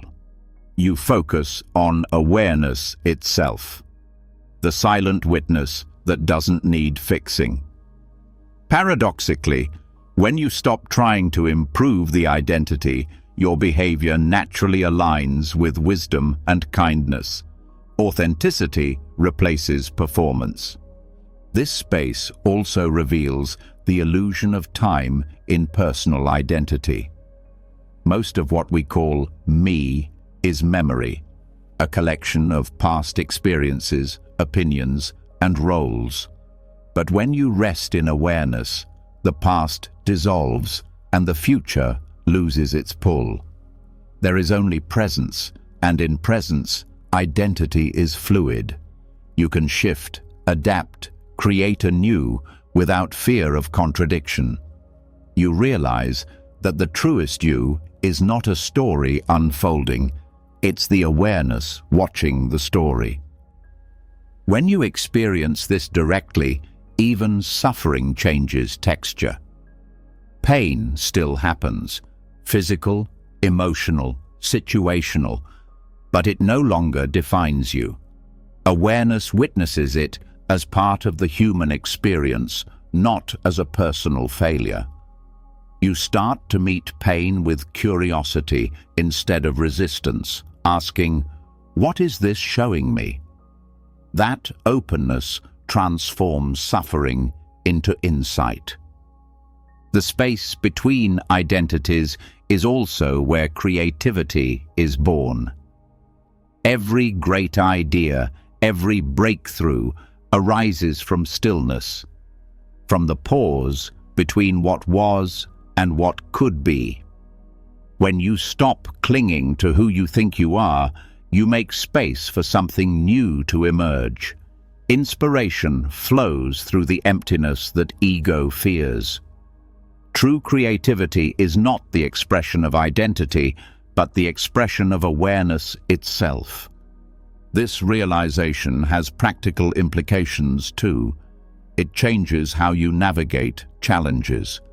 When life demands a new version of you, awareness allows you to step into it gracefully.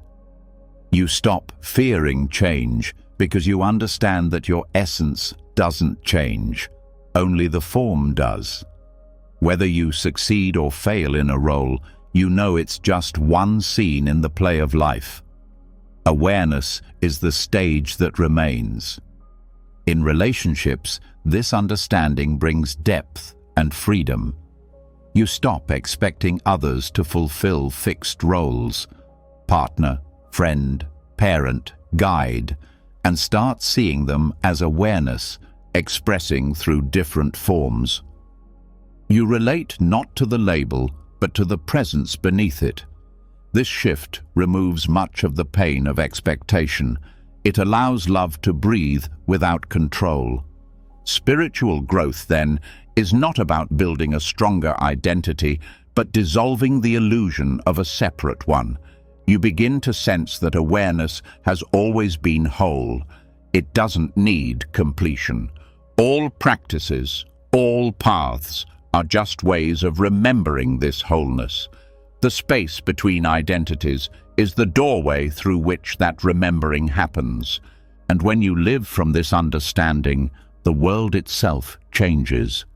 You start to see life not as a battlefield of competing selves, but as a single awareness playing many roles. Every person becomes a reflection of the same consciousness looking back at you. The boundaries that once felt solid begin to soften.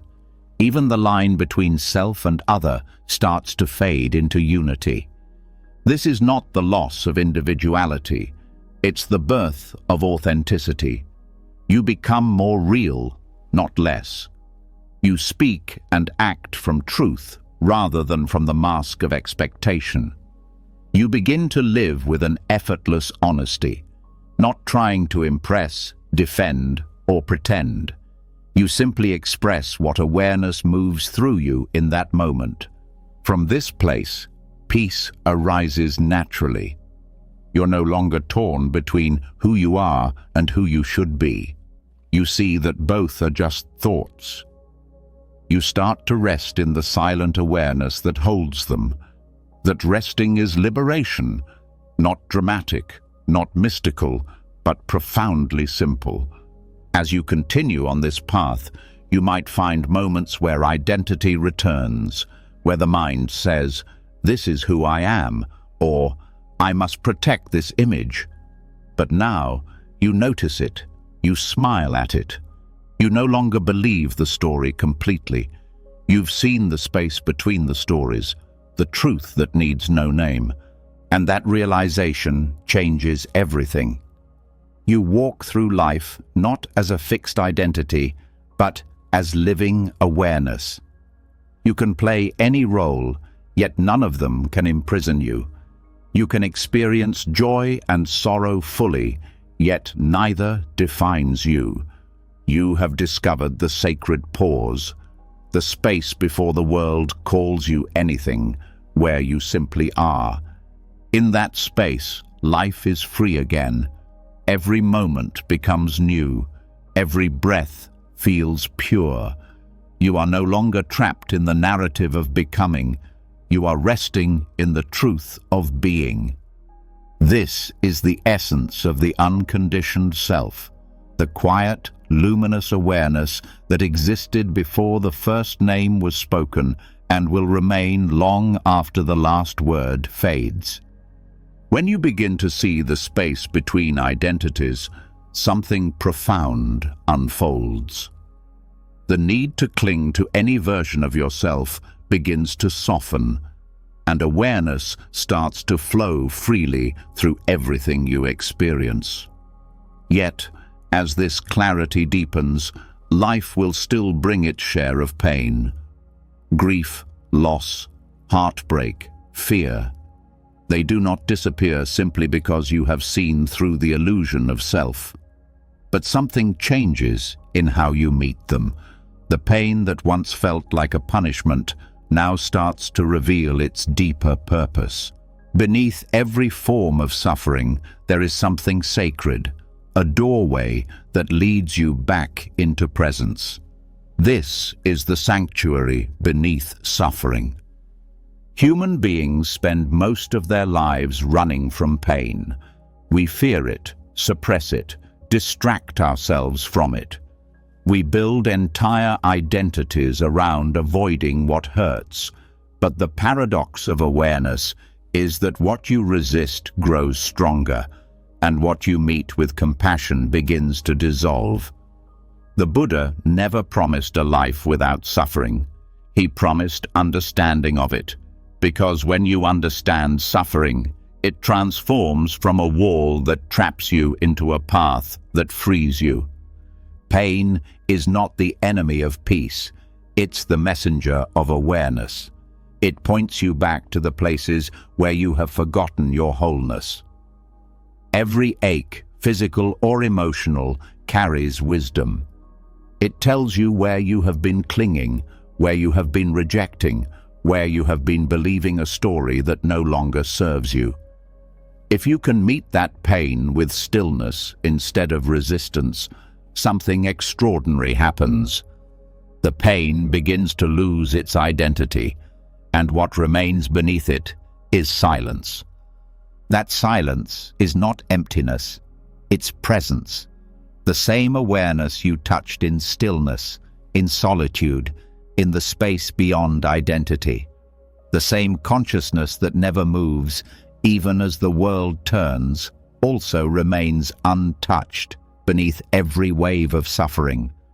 To discover that still point inside pain is one of the deepest realizations of the spiritual path. It shows you that peace was never the absence of struggle, it was the awareness that could hold it all. When suffering arises, most minds ask, "Why me?" or "How do I make this stop?" But awareness asks something different. What is this showing me? This question opens a new relationship with pain, one rooted in curiosity instead of avoidance. The moment you turn towards suffering rather than away, you begin to reclaim your power. You stop being a victim of circumstance and start becoming a witness of truth. Every emotion, no matter how heavy, carries energy that wants to move. Grief wants to be felt. Anger wants to be understood. Fear wants to be seen. When you allow these energies to flow through awareness, they begin to transform. Like ice melting in the sun, pain softens in the warmth of compassion. The more you fight it, the harder it becomes.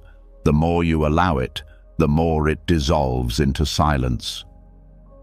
In Buddhist psychology, this transformation is often called turning poison into medicine. The very thing that once caused suffering becomes the source of liberation.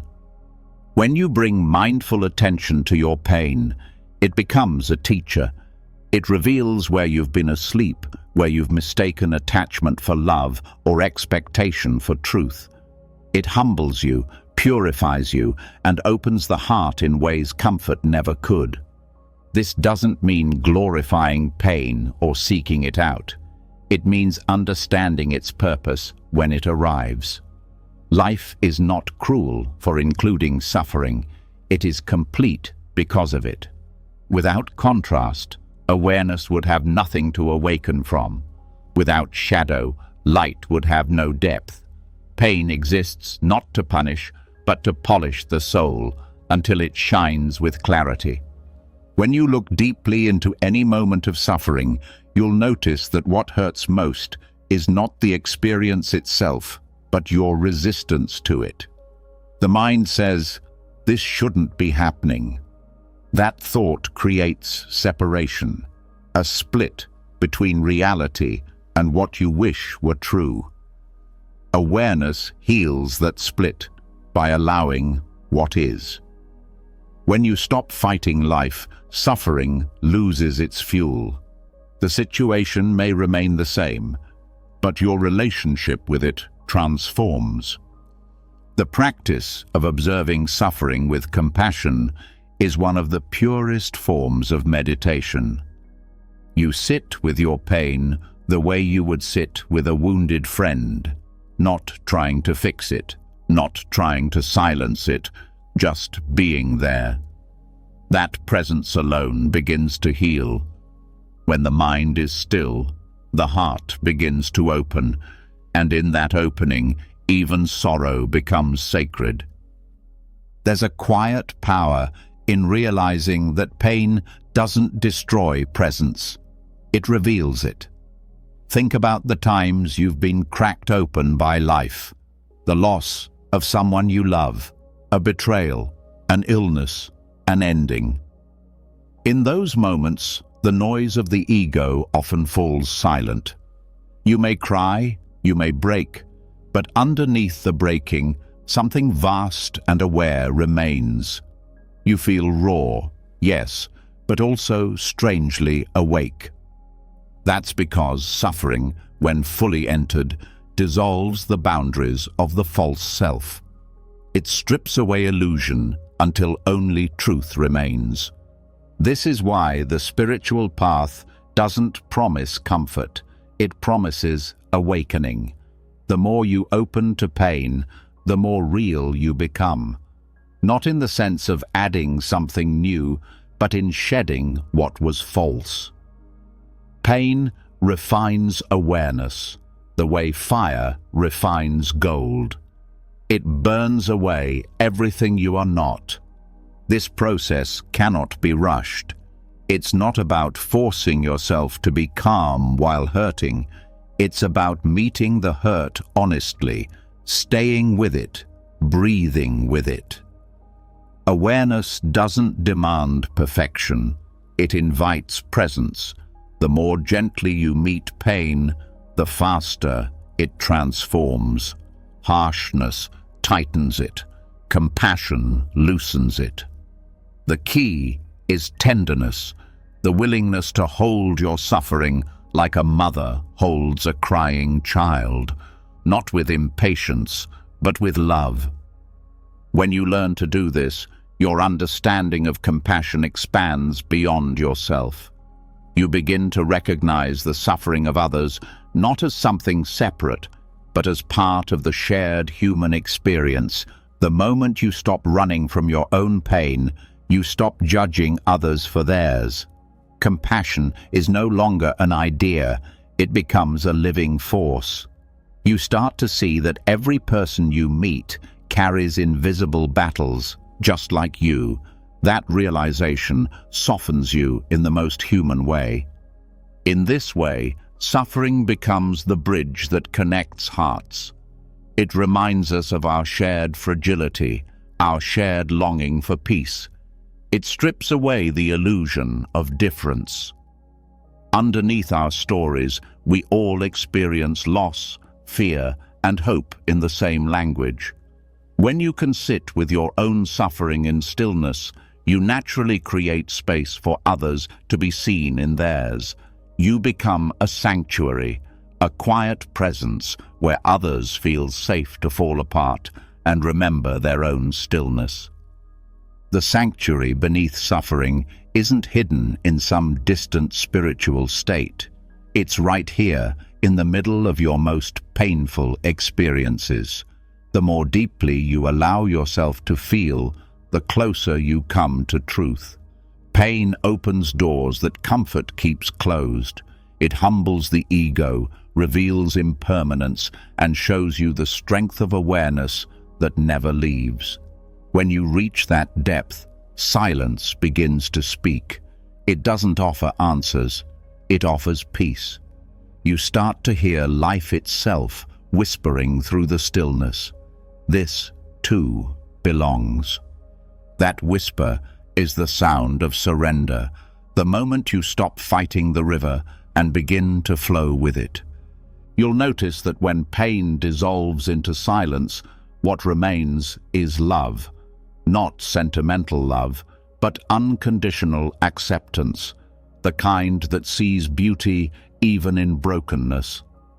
Awareness begins to embrace everything it once rejected. You realize that the same presence that holds joy also holds sorrow, equally and completely. This is the true sanctuary, not freedom from pain, but freedom within it. When suffering is met with awareness, even the darkest experiences gain meaning. You begin to see that pain refines perception. It makes you more compassionate, more grounded, more awake.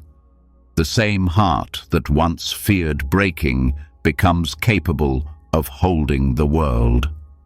Suffering teaches you the art of surrender, how to trust life even when you don't understand it. This understanding also transforms how you view healing. Healing is not the erasure of pain, it's the integration of it. It's the moment you realize that what hurt you has also shaped your depth, your patience, your empathy. You no longer seek to return to who you were before the wound. You begin to honor who you've become through it. Pain, when held in awareness, becomes the sculptor of wisdom. Buddhist teachers often speak of no mud, no lotus.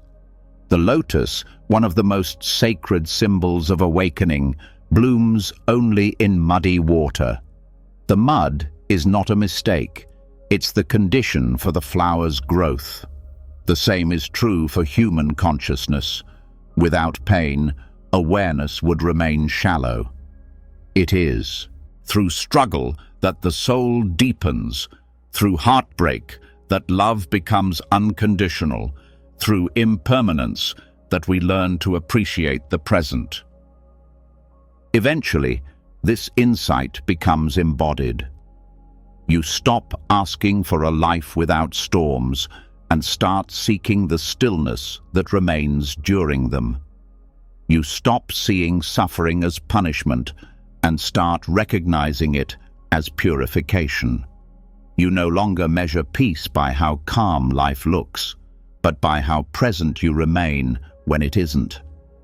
And so, the next time pain visits, you don't push it away. You meet it gently. You breathe with it. You ask, "What truth are you trying to show me?" In that moment, awareness becomes the healer. It doesn't fix the pain. It reveals what is beyond it. As suffering unfolds in awareness, you begin to see that it never truly belonged to you. It was never personal. It was part of life, moving through form, an experience meant to awaken compassion and dissolve separation. The moment you stop identifying with it, The moment you rest as the witness, pain transforms into pure presence. And from that presence, silence arises, deep, luminous, and unbreakable. Not the silence of emptiness, but the silence of completion. The kind of peace that doesn't need to say anything, because it already holds everything. This is the sanctuary beneath suffering, the place where pain dissolves into awareness, where tears turn into wisdom, and where every wound becomes a window to stillness. It's not found by escaping the human experience, but by entering it fully, with open eyes and a soft heart. The stillness you've been seeking was never beyond suffering. It was always within it, waiting to be felt. And when you touch it, you understand the quiet truth that the Buddha saw under the Bodhi tree. That suffering, when seen clearly, is not the opposite of peace. It is the path to it. When you begin to see the sanctuary beneath suffering, your relationship with pain changes completely. You stop running from it, and instead you allow it to show you the truth. You start to notice that awareness itself has a quality that pain cannot touch. Clarity. It's as though the deeper you allow yourself to feel, the clearer you become. The tears wash away illusion, the struggle polishes perception, and what remains is a mind so still it begins to reflect life as it really is. This is the birth of what the ancient masters called the mind's moonlight, a consciousness clear enough to mirror reality without distortion. Most of us live with a mind like restless water, stirred by desire, fear, and judgment. Thoughts ripple constantly, and the world we see becomes a reflection of those disturbances. When you look through anger, the world seems hostile. When you look through craving, the world appears incomplete. The mind does not just observe reality, it colors it. Yet beneath the turbulence lies a deeper layer, consciousness itself, naturally still, naturally luminous, like a lake on a windless night, reflecting the moon in perfect silence. The practice of cultivating this clarity is not about controlling thought or suppressing emotion. It's about allowing awareness to settle until it becomes transparent again. When you stop clinging to what arises and stop rejecting what you dislike, the surface begins to smooth itself. You don't need to polish the mind, you only need to stop muddying it. Just as water clears when left undisturbed, consciousness returns to its pure nature when not interfered with. This clarity reveals something extraordinary, that reality itself is never distorted, only your perception of it. Life is what it is, a flow of experiences, sensations, and changes. The distortion comes when you add resistance, judgment, or preference. The more you grasp or push away, the less you see clearly. But when the mind becomes still, life reflects itself just as it is, and in that direct seeing, wisdom arises naturally. In Buddhist teachings, this state of clarity is often described as the mirror-like mind. The mirror doesn't choose what to reflect. It simply reflects. It doesn't say, "I'll show this, but not that." It accepts light and shadow equally, and because it resists nothing, it distorts nothing. This is the essence of mindfulness, not choosing your experience, but witnessing it as it is. When your awareness reaches this state, you begin to notice subtleties that were once invisible. You see how your emotions form and dissolve, how thoughts appear and vanish, how every perception is transient. This insight softens attachment.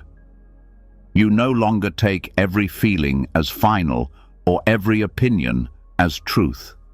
You start to live in harmony with impermanence, seeing that the only thing constant is awareness itself. The moonlight metaphor in Buddhist thought carries deep meaning. The moon doesn't generate its own light, it reflects the sun's. Similarly, the awakened mind doesn't create truth, it reflects reality. It doesn't impose interpretation, but allows truth to shine through it. And just as the moon can be hidden by clouds, clarity can be obscured by thought. Yet the light itself never disappears, it only waits for the mind to clear. Cultivating this kind of consciousness requires gentle attention. Harsh control only stirs the water more. You learn to observe your mind like a patient gardener watching the weather, not trying to stop the wind, but knowing that the storm will pass. You notice when agitation appears and simply acknowledge it. Restlessness is here. You notice when peace appears and do the same. Peace is here. In doing so, you stop identifying with the waves and start recognizing yourself as the water. A still mind is not an empty one. It's fully alive, alert, and deeply sensitive. It perceives without interference, like a finely tuned instrument. When you rest in that clarity, you see beauty in things you once overlooked. The way sunlight moves through leaves, the softness in a stranger's voice, the quiet intelligence in every detail of life. Awareness becomes luminous, and everything it touches seems to shine with it. This clarity also brings wisdom to how you relate to others. When your mind is clouded by judgment, you react to people based on memory, fear, or projection. But when awareness is still, you see them as they are in that moment, not as your past defines them. You begin to listen deeply, not to respond, but to understand.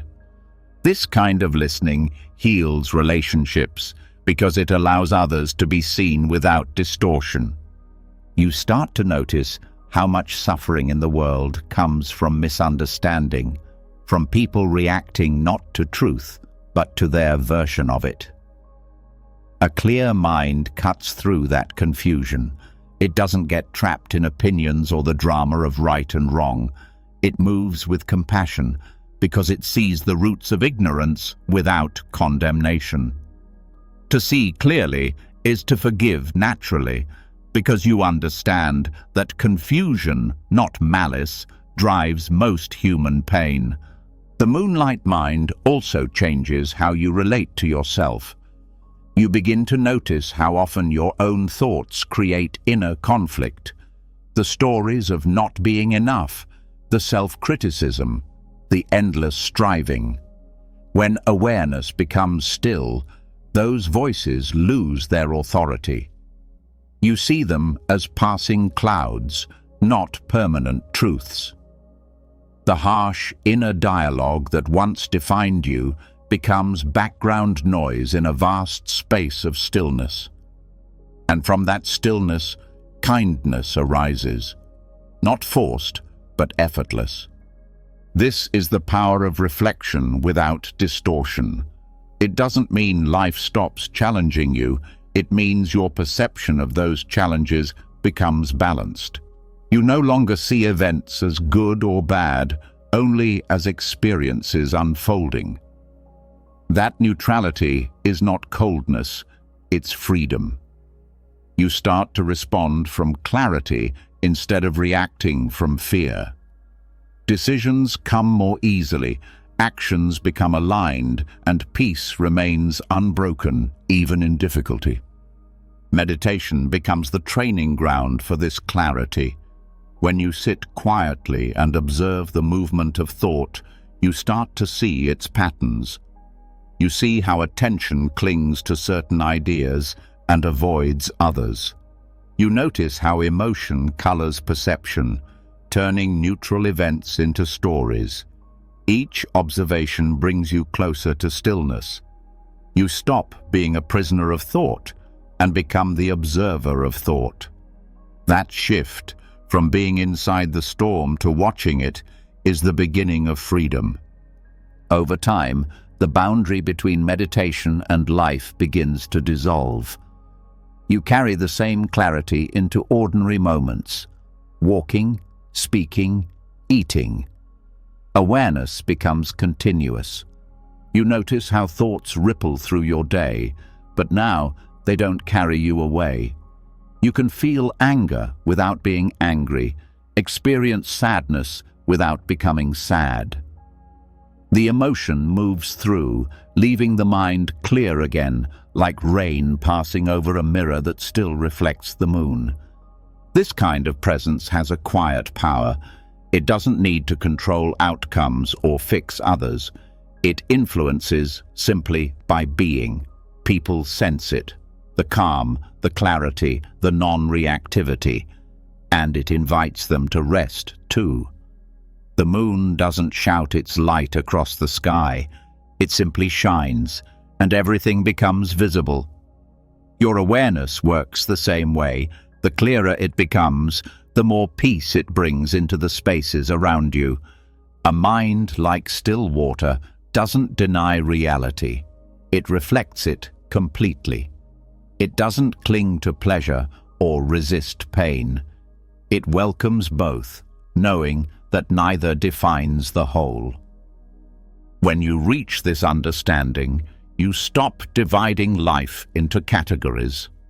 You no longer chase happiness as something separate from awareness, because you see that awareness itself is happiness, not the excitement of gain, but the serenity of presence. This state is not a withdrawal from life, it's a deeper participation in it. When you see clearly, you act with precision.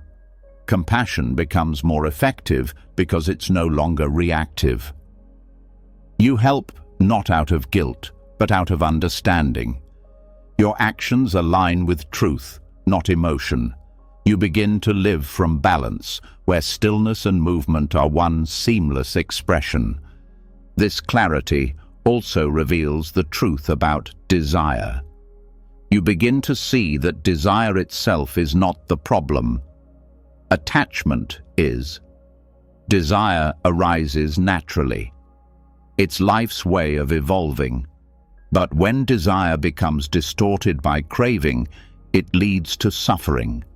A clear mind desires without clinging.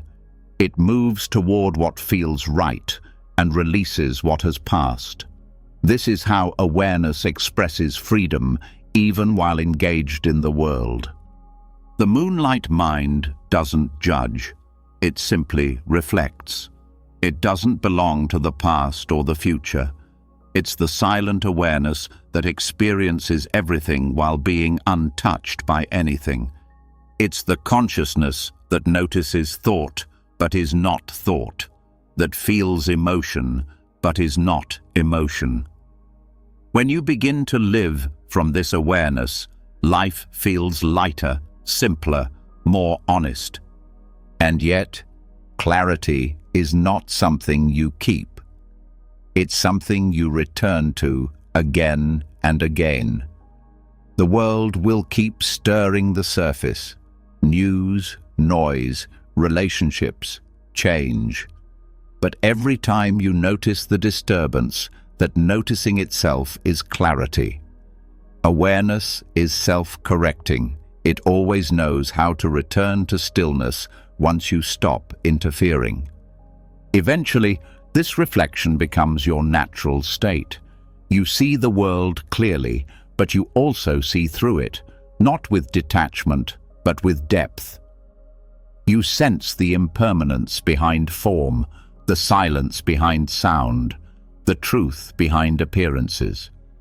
This is what it means to live as consciousness, fully engaged with life, yet free from distortion. When the mind reflects reality without clinging or rejection, every moment becomes luminous. You start to see the same awareness shining through everything: people, nature, even challenges. The boundaries that once divided your perception dissolve.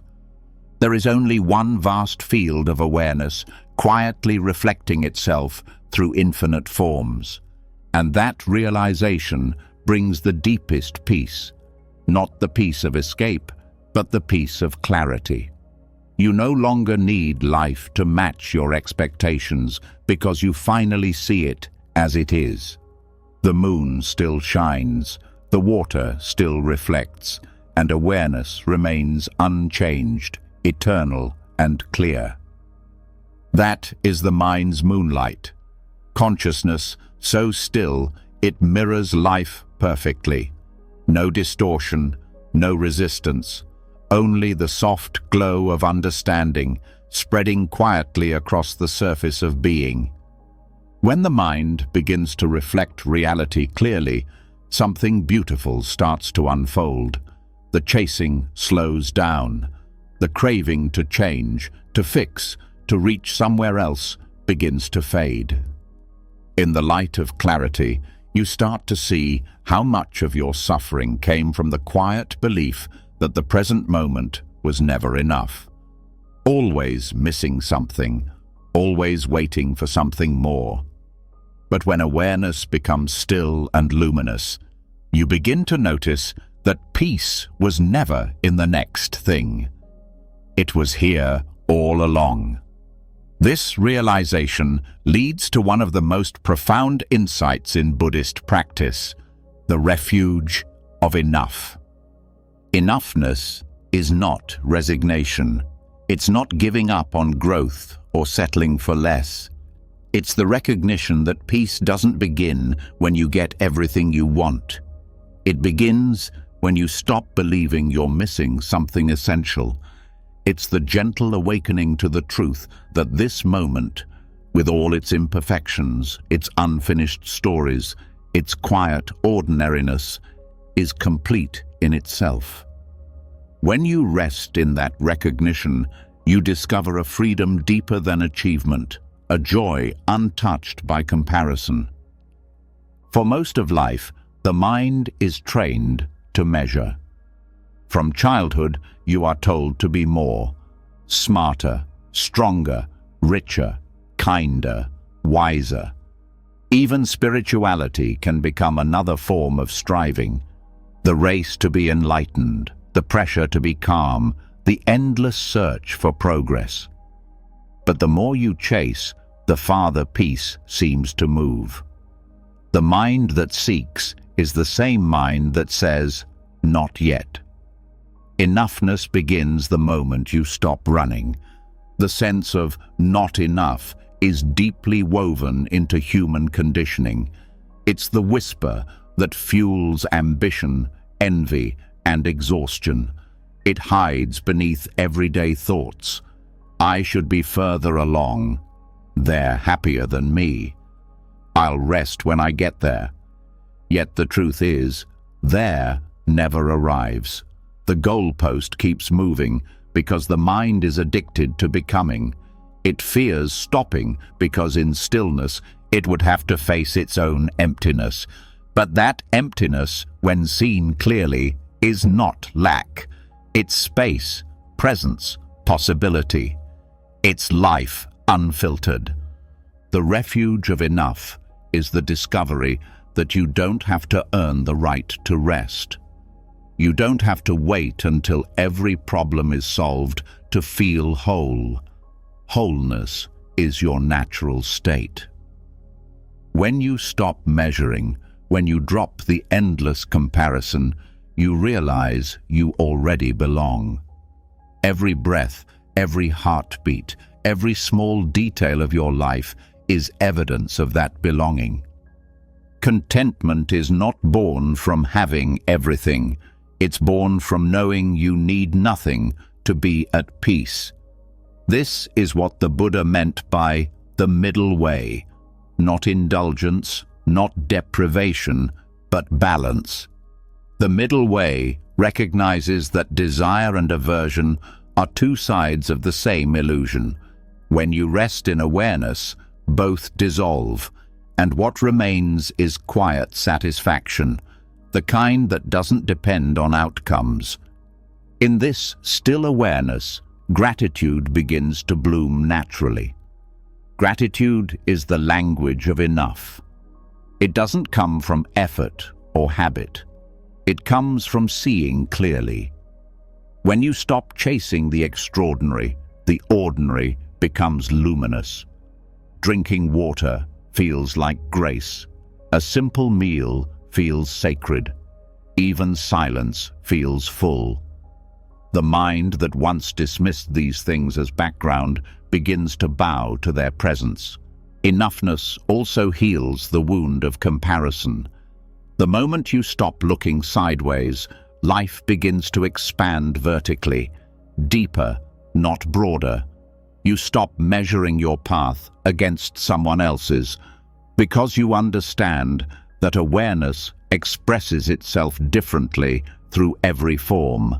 The tree doesn't compete with the river. The moon doesn't compare its light to the stars. Each fulfills its nature simply by being what it is. You, too, are part of that harmony. When you rest in enough, time loses its grip.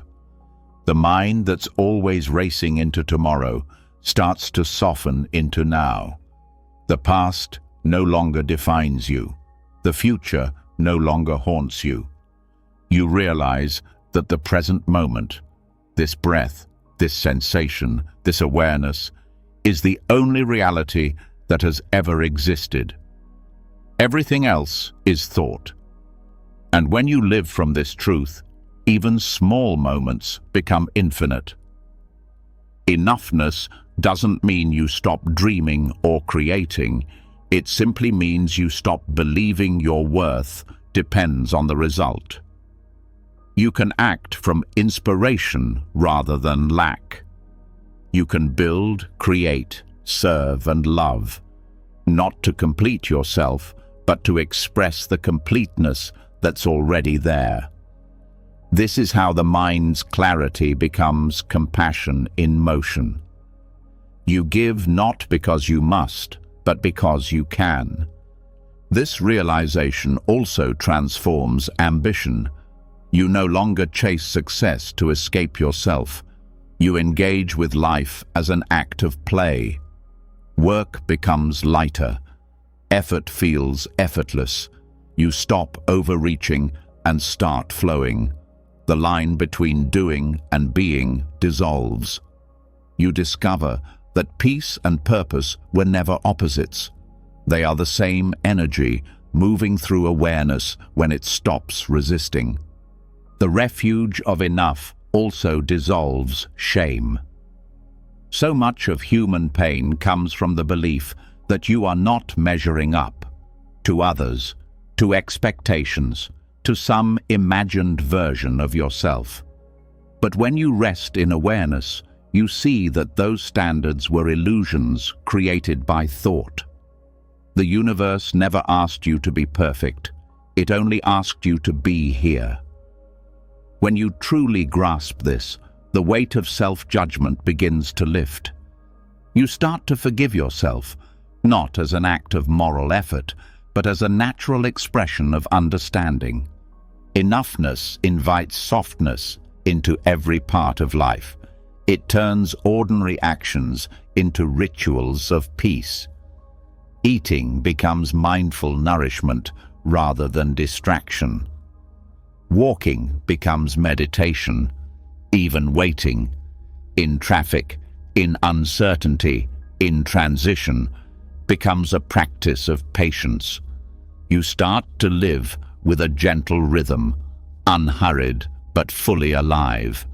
This awareness brings a new kind of confidence, quiet, grounded, free from performance. You no longer need to prove anything to anyone. You know that your value doesn't depend on accomplishment or validation. You start to act from wholeness rather than for it. The voice inside that once said, "You must," transforms into one that whispers, "You may." The refuge of enough also changes your relationship with pleasure. You begin to enjoy things more deeply because you no longer consume them to fill a void. You savor rather than grasp. The taste of food, the sound of laughter, the warmth of sunlight, they no longer serve as distractions, but as reflections of life's abundance. You stop seeking intensity and start feeling intimacy with the moment. As you practice resting in enough, your nervous system begins to heal. Constant striving keeps the body in subtle tension, always leaning forward, always reaching. When you learn to rest in presence, that tension releases, the breath deepens, the body softens. You realize that rest is not a reward for productivity, it's a return to your natural rhythm. In the clarity of enoughness, relationships transform too. You stop needing others to complete you, and this frees both sides. Love becomes lighter, freer. You no longer seek to possess or to be possessed. You connect from authenticity rather than insecurity. You stop demanding perfection and start appreciating presence. Every interaction becomes an exchange of being, not of need. From this peace, generosity flows effortlessly. When you know you have enough, giving feels natural. You don't give to earn virtue, you give because there is no sense of lack. Even a smile becomes an offering. The energy of abundance replaces the energy of scarcity. This is how personal peace becomes collective harmony. Enoughness also transforms your relationship with death and loss. The fear of not having enough time, love, or achievement fades when you realize that presence itself is timeless. You begin to live fully in each moment, not because you fear endings, but because you see that nothing real can ever be lost. Awareness, the core of what you are, remains whole regardless of what changes. This understanding brings simplicity to your life. You stop overcomplicating decisions and chasing endless options. You start valuing depth over quantity, essence over excess. Minimalism stops being an aesthetic and becomes an attitude. Not how little you own, but how fully you appreciate what you have. In Buddhism, the sense of enough is closely tied to the concept of santuti, or contentment. It's said that a content heart is the greatest wealth, because when you feel complete, even small blessings feel abundant. When you lack contentment, even great fortune feels empty. This truth is not moral, it's experiential. Contentment doesn't come from renunciation, but from recognition. The recognition that peace has always been within reach because it has always been within you. When awareness ripens into enoughness, even desire transforms. You stop wanting to escape the human experience and begin to cherish it. You stop waiting for life to improve and start living the improvement right now. You realize that enlightenment is not a distant summit, but the simple act of being fully present with what is. This understanding dissolves the illusion of achievement as the path to fulfillment. You see that every goal, once reached, only reveals the same truth. Nothing external can complete what is already whole. The only real arrival is now. The only destination is presence. And in that presence, life feels lighter. You no longer fear missing out because you know nothing essential can be missed. You no longer rush toward the future because you realize the present is infinite. You start to walk slower, breathe deeper, speak softer. You live in rhythm with the natural pulse of existence, neither ahead nor behind. The refuge of enough is the soft ground beneath all striving. It's where every search ends and every journey begins. It's not about retreating from life, but meeting it with open eyes and an open heart. It's not about having less or more. It's about realizing that nothing can add or subtract from what you already are. When you rest in this awareness, gratitude becomes your natural state. Every breath feels like a blessing. Every ordinary moment feels divine. You begin to live not from scarcity, but from sufficiency. A quiet knowing that whatever this moment holds, it is enough. And as you continue walking this path, you begin to see that enoughness is not static. It's alive. It breathes with you, evolves with you, guides you back whenever you forget.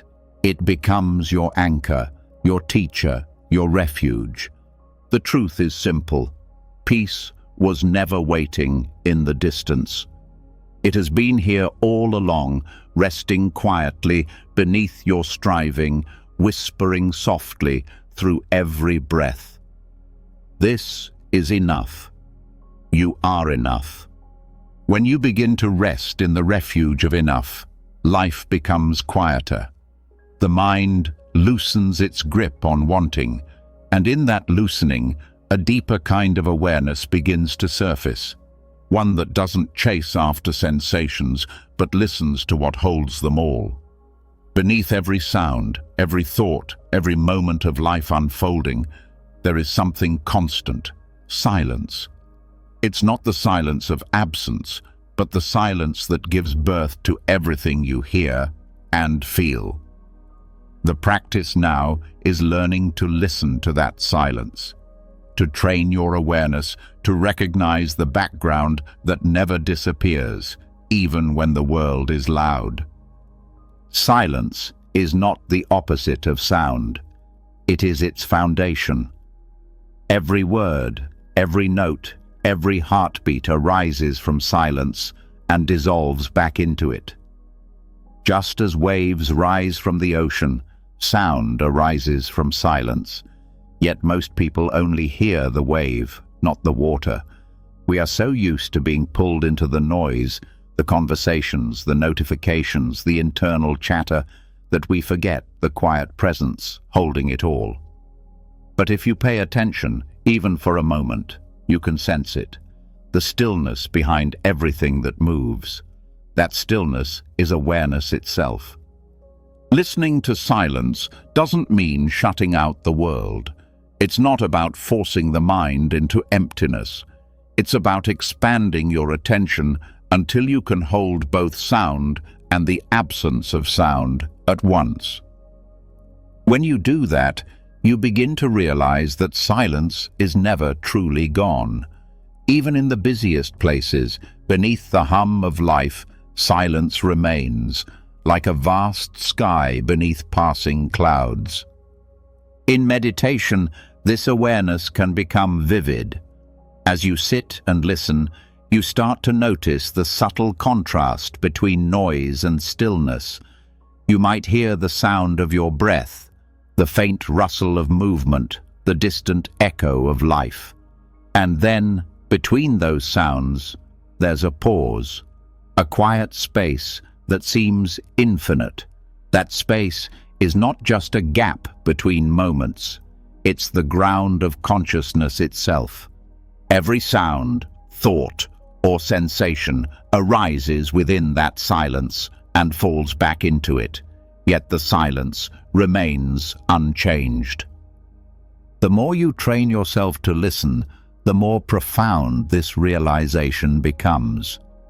You start to recognize silence not as emptiness, but as presence, a living awareness that holds everything. It's the same stillness that you touched in the refuge of enough, but now it's felt more deeply, as something that has always been here. You begin to see that silence is not something you create, it's something you remember. It has been waiting for your attention beneath the noise of the mind. This awareness transforms how you relate to sound itself. Instead of being overwhelmed by noise, you begin to hear it differently, as part of a greater whole.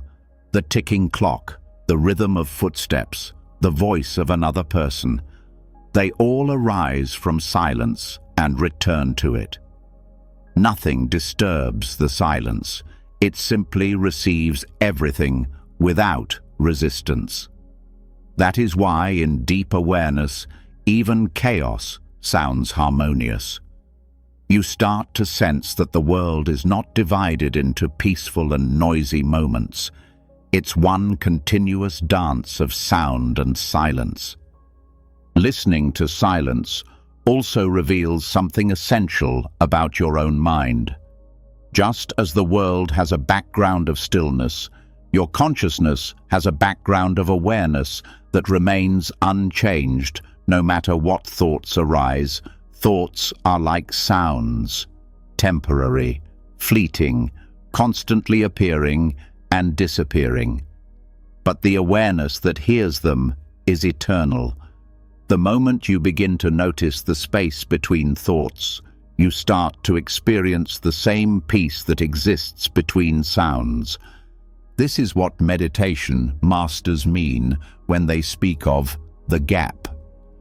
In that gap, between one thought and the next, you can feel the essence of being, pure, undivided, silent.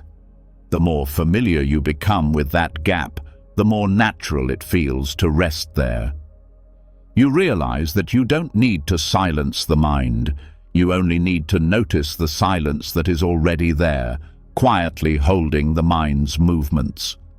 Silence has a quality that words can never capture. It's not dull or lifeless. It's alive with awareness. It doesn't demand your attention. It simply waits. When you finally start to listen, it reveals everything you've been searching for: peace, clarity, belonging. Because in silence, there is no division. You're no longer separate from what you experience. You are part of the same stillness that gives rise to all existence. This kind of listening changes how you live. You stop reacting so quickly to life's noise. You become more spacious inside, more grounded. Someone might speak to you harshly, and instead of responding from the surface of emotion, you hear the silence beneath their words, the pain, the longing, the confusion that gave birth to their tone. This awareness turns defensiveness into understanding. You begin to listen not just with your ears, but with your whole being. The practice of listening to silence is also a training in humility. It reminds you that the world doesn't need your constant commentary. You start to appreciate the power of pauses, in speech, in thought, in action. You realize that wisdom often enters through the spaces you once rushed to fill. The best decisions, the deepest insights, the truest love, they all arise in silence, not in noise. This silence is also the essence of compassion. When you listen deeply to another person, you offer them the same space that silence offers sound, a space where nothing is judged or interrupted. In that space, healing happens naturally. People don't always need advice. They need presence. Silence, when shared consciously, becomes love made audible through stillness. Listening to silence also changes how you perceive beauty. You start to sense it, not just in art, nature, or music, but in the quiet moments between them, the pause before a note, the breath before a word, the stillness before dawn. you begin to feel that beauty is not a quality of things, but of awareness itself. The more silent you become within, the more beauty the world reveals without. In deep meditation, this awareness expands until it becomes continuous. Even when sound returns, you still feel the silence underneath it, like a steady rhythm behind every experience. You begin to realize that silence and sound are not opposites, but partners in the same symphony. Awareness is the conductor. It allows each note to arise, play its part, and fade back into stillness. When you carry this awareness into daily life, even ordinary moments feel sacred. The sound of footsteps, the hum of traffic, the whisper of wind, they no longer disturb your peace. They express it. You start to experience what the Zen masters describe as the sound of one hand clapping, the recognition that sound and silence are not two.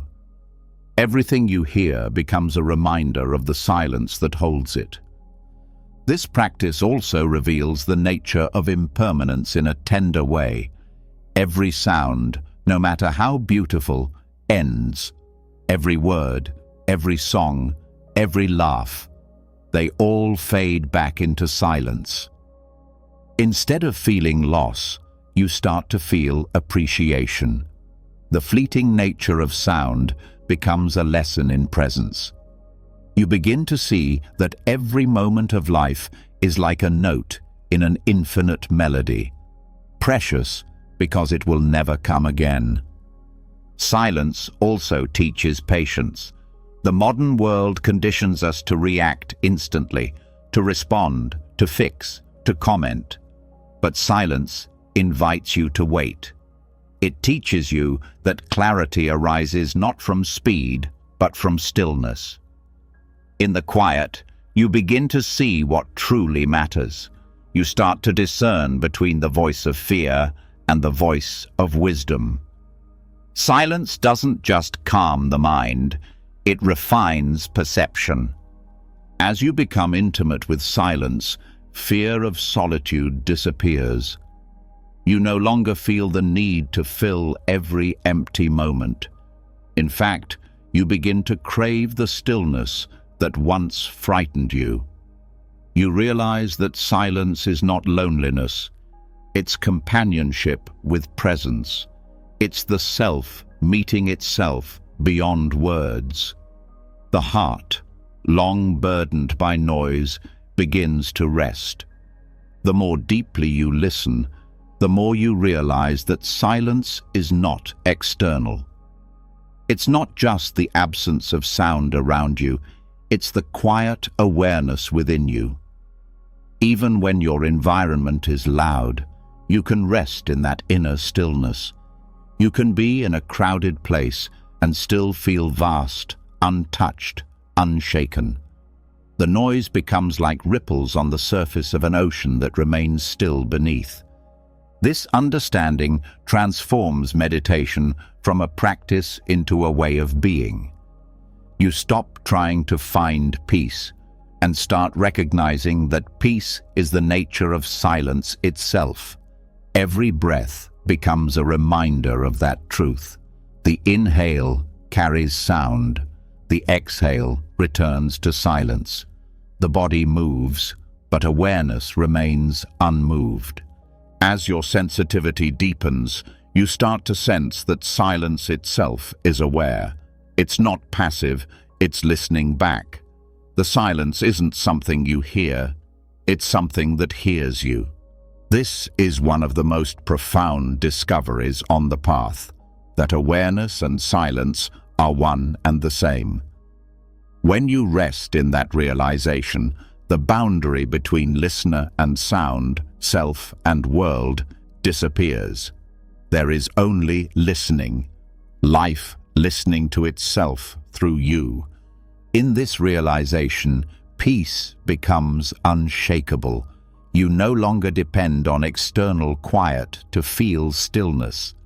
You could be in the middle of the world's noise and still feel the deep silence of being. That silence is the sanctuary that never disappears. It was there before you were born. It will remain long after every sound fades. It is the eternal witness, the ground of existence itself. When you live with awareness of that silence, every moment becomes meditation. You don't have to retreat from the world. You simply listen more deeply to it. Even conversation becomes a rhythm of silence and sound, speaking and pausing, giving and receiving.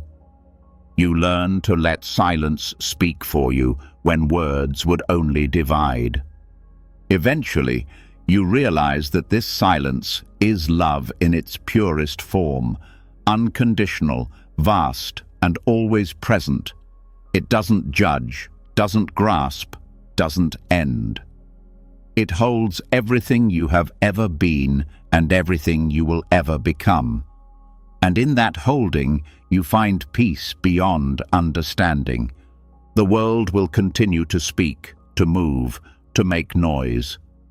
But now you know where to listen, not to the noise itself, but to the silence that carries it. In that awareness, life becomes music, and every note, even the dissonant ones, points you back to the infinite stillness from which it came. This is the gift of listening to silence, the realization that peace was never the absence of sound, but the presence of awareness beneath it. Once you've heard that silence, truly heard it, you never forget it. It becomes your constant companion, your invisible refuge, and the quiet proof that no matter how much the world changes, something within you has always been still, vast, and awake. When you begin to listen deeply to the silence that holds all sounds, a quiet revelation unfolds. You realize how rare that silence has become in the modern world. You see how easily life drowns in motion, how the collective heart races faster every day without ever knowing why. Everywhere you look, there is noise, not just in streets and screens, but in the restless hum of human minds trying to keep up with an invisible pace. In this world that glorifies productivity and movement, stillness becomes not weakness, but rebellion.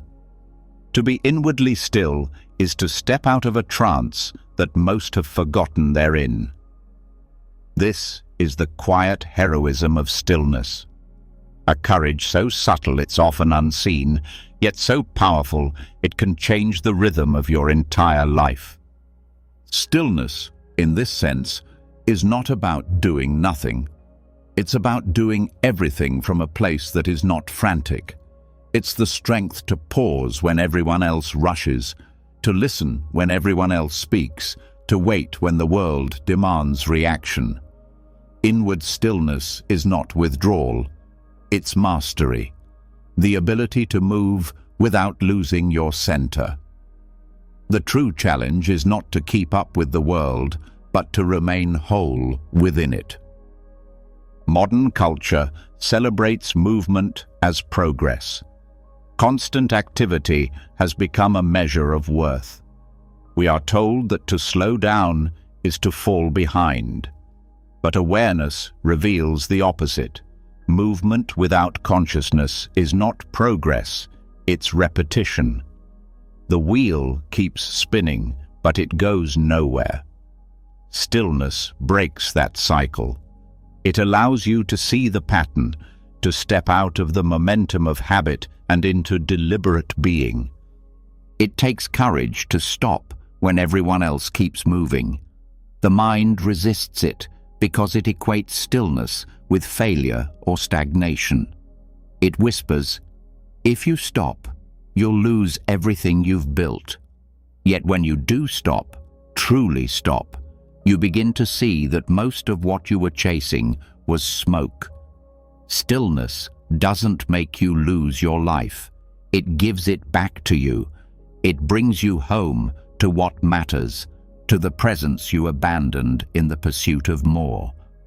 The heroism of stillness lies in the decision to be awake in a culture that numbs itself with speed. Every advertisement, every screen, every conversation tells you to go faster, to achieve, to consume, to prove. Stillness refuses that invitation. It says, no. It chooses awareness over approval. It doesn't run from emptiness. It sits inside it until it becomes full. That act, simple, silent, invisible, is one of the most radical things a person can do today. In Buddhist thought, the mind that cannot rest is called the monkey mind, always jumping, never settling, always reaching for the next branch of distraction. The practice of stillness is the taming of that mind, not through force, but through understanding. When you sit quietly, you start to see how restless your inner world is. The discomfort that rises is not a failure, it's a mirror. It shows you how much of your movement was simply avoidance. Stillness reveals the hidden turbulence beneath activity.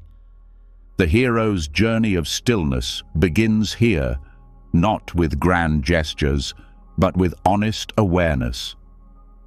It starts when you decide to face yourself without distraction. That first moment of silence can feel unbearable because it exposes everything you've been outrunning. But that exposure is liberation. You can't heal what you won't face. Stillness becomes the space where truth can finally be seen.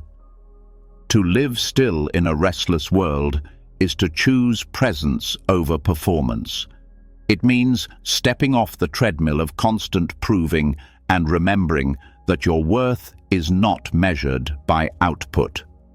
This awareness transforms how you move through life. Work becomes more focused, rest becomes deeper, relationships become real. You stop multitasking through your existence and start meeting each moment as it is. Stillness is strength because it gives you perspective. When you stop reacting, you start seeing. Every problem that felt unsolvable begins to unfold differently when viewed from a calm mind. The mind in motion can only see fragments. The still mind sees the whole. This clarity doesn't just bring peace, it brings wisdom. You start making decisions that come from understanding rather than fear. The modern world teaches that productivity equals value. But productivity without awareness often leads to exhaustion. Stillness redefines success. It teaches that what you do matters less than the quality of consciousness behind it. One mindful action born of stillness can have more impact than 100 rushed decisions. Stillness aligns you with purpose. It replaces urgency with precision. The quiet heroism of stillness is not loud because it doesn't seek attention. It's the courage to live without applause. The still person walks through the noise without needing to add to it. They bring calm into rooms where others bring chaos. Their presence speaks louder than their words. They don't convince, they embody. They become a living reminder that peace is possible, even here, even now. This strength cannot be faked. It's born from experience, from repeatedly choosing presence over impulse. Stillness must be practiced, not proclaimed. Every time you resist the urge to fill silence, to check your phone, to rush ahead, you strengthen that inner muscle. Each pause is an act of reclaiming your attention from a world that profits from your distraction. Stillness also teaches humility. When you slow down, you begin to see how much of life unfolds without your control. The seasons, the breath, the beating heart. You realize that life doesn't need your interference to work perfectly. This humility doesn't make you passive, it makes you aligned. You stop trying to dominate existence and start collaborating with it. You move with the current instead of against it. Courageous stillness doesn't mean withdrawing from the world. It means engaging it with greater depth. When your mind is calm, your actions become more intentional. You no longer react out of fear or ego. You respond from wisdom. This kind of presence has ripple effects. It influences environments without effort. It brings stability to others simply through energy, not words. In relationships, stillness becomes the root of empathy. When you can be silent within yourself, you can truly hear others. Most people don't need fixing. They need to be seen. Stillness allows you to hold space without projecting your own noise. It's a form of love, patient, grounded, and liberating. The still mind doesn't try to win arguments. It listens for truth. In the rush of life, stillness becomes your anchor. Without it, even success feels hollow. You may reach every goal, but the satisfaction vanishes as soon as the next desire appears. Stillness breaks that pattern. It reveals that joy doesn't come from accumulation, but from alignment. You begin to live from essence rather than effort. You don't stop moving. You just stop being moved by compulsion. This kind of stillness can't be achieved by withdrawal alone. You must learn to carry it into motion, into conversations, into work, into the noise of living. It's not about escaping movement, but finding peace within it. You can be active without being agitated, involved without being overwhelmed. Stillness is not the absence of activity. It's the presence of awareness inside it. The world calls this laziness because it misunderstands rest. Real rest is not the absence of doing. It's the presence of being. When you act from rest, your energy multiplies. When you act from restlessness, it drains. Stillness teaches you the economy of energy. How to do less but achieve more. How to speak less but mean more. How to live slower but deeper. In a society addicted to movement, being still is revolutionary because it reclaims your attention from manipulation. The systems that thrive on your distraction, consumerism, entertainment, endless productivity, lose their grip when you become still. You stop feeding them with unconscious energy. Stillness becomes an act of spiritual resistance, a quiet no to the forces that fragment the soul. This resistance doesn't come from anger, but from clarity. The still mind doesn't fight the world, it sees through it. You begin to recognize how many of your actions were driven by fear of being unseen. Stillness ends that hunger for validation. You start living from inner fullness, not external approval. You realize that the world's noise only has power if you participate in it.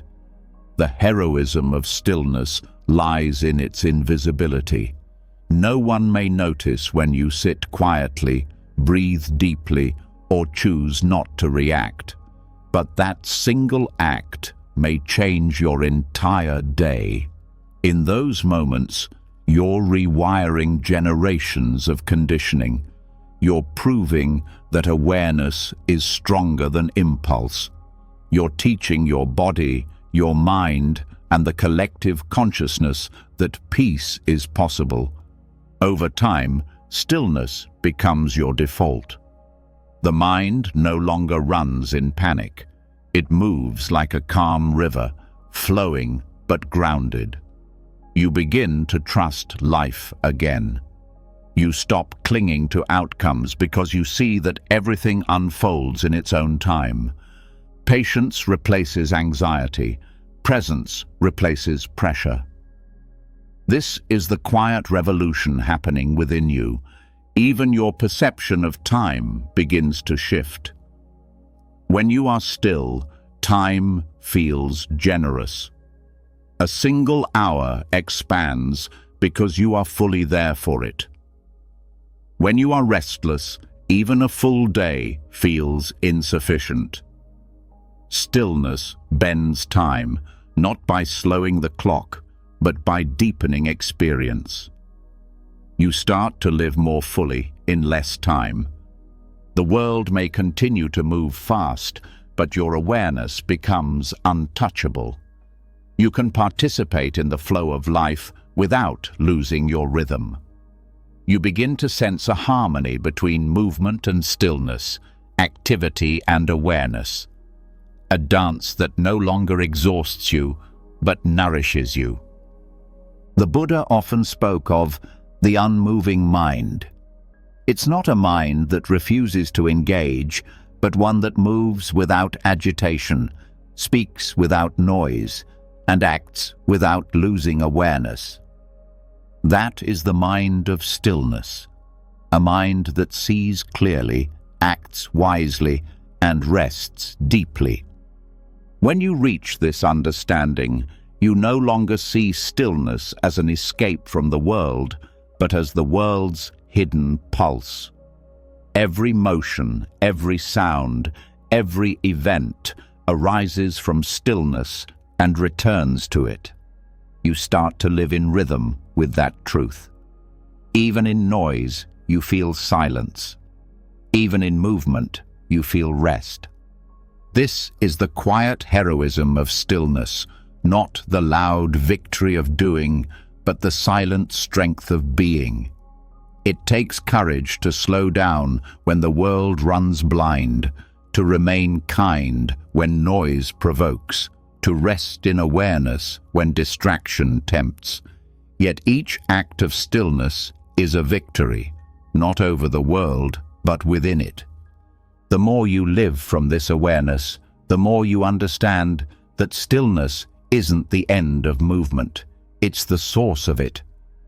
Every creative idea, every act of love, every moment of clarity arises from that unmoving center. When you touch it, you touch life at its purest point. And in that purity, something extraordinary happens. The world no longer feels like a storm you must survive. It becomes a rhythm you can dance with. You don't withdraw from its movement. You harmonize with it. You become both the stillness and the motion, both the silence and the sound. That balance, quiet inside, active outside, is true mastery. It's how peace walks through chaos without being disturbed, how wisdom speaks through noise without losing meaning. It's the kind of heroism that doesn't need recognition, because its reward is the serenity that no external world can give or take away.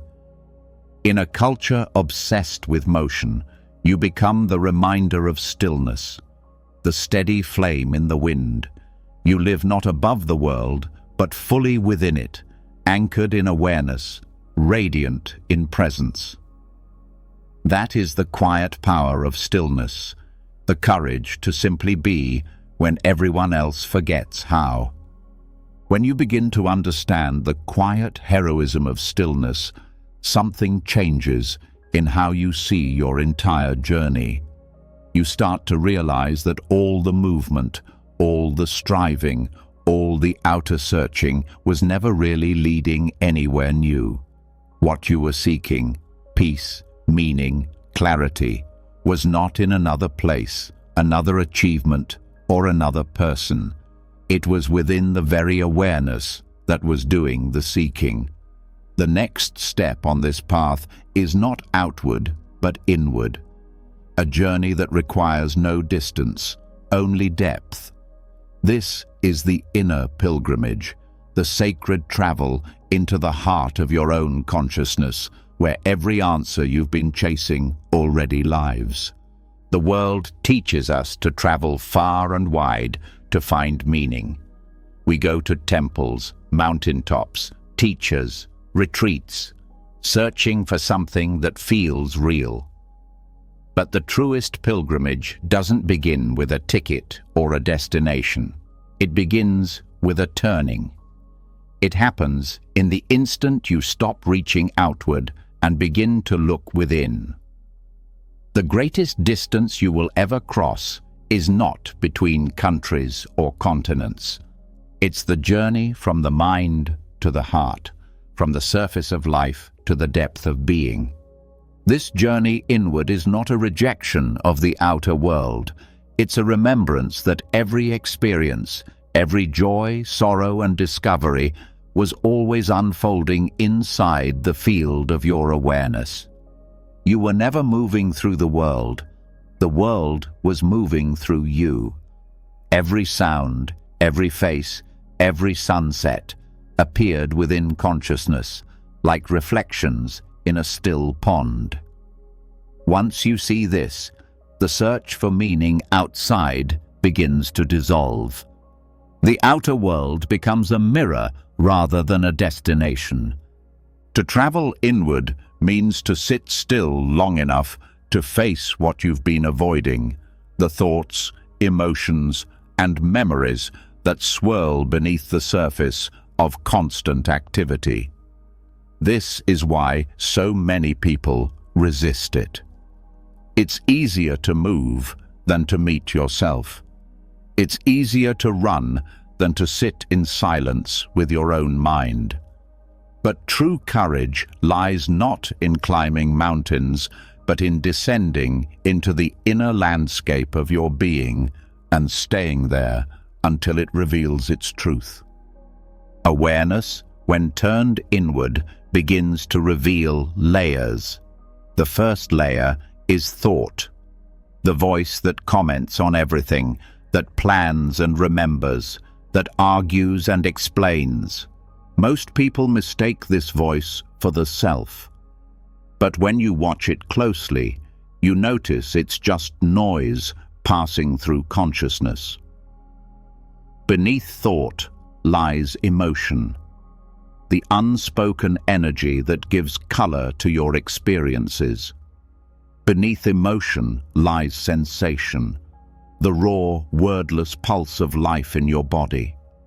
And beneath all of it, if you stay long enough, lies something vast and unchanging, pure awareness.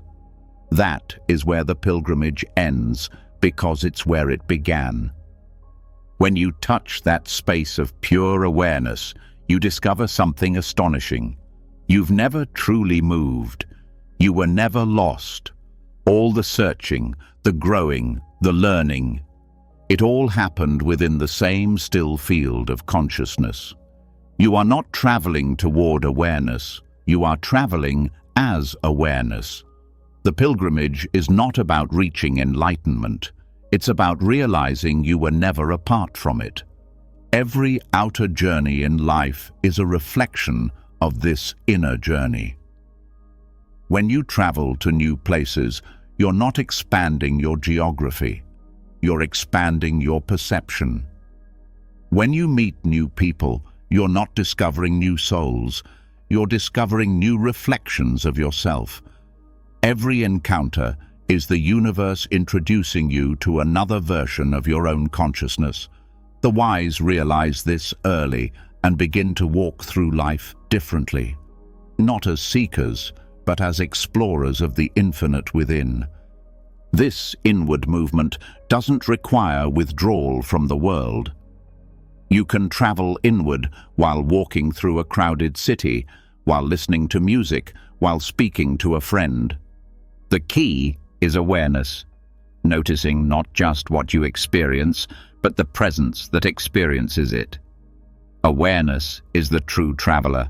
The rest is scenery. In the stillness of your own awareness, the need for escape disappears. You stop craving new destinations to distract you from yourself. You realize that the peace you were seeking through travel, possessions, or recognition was a reflection of something that never left you. This is what the great masters meant when they said, "Wherever you go, there you are." The only thing that truly changes when you travel is what you pay attention to. The inner pilgrimage is also a journey through illusion. At first, awareness encounters resistance, the ego's stories, the mind's defenses, the emotions that feel too heavy to face. The instinct is to turn away, to distract yourself again.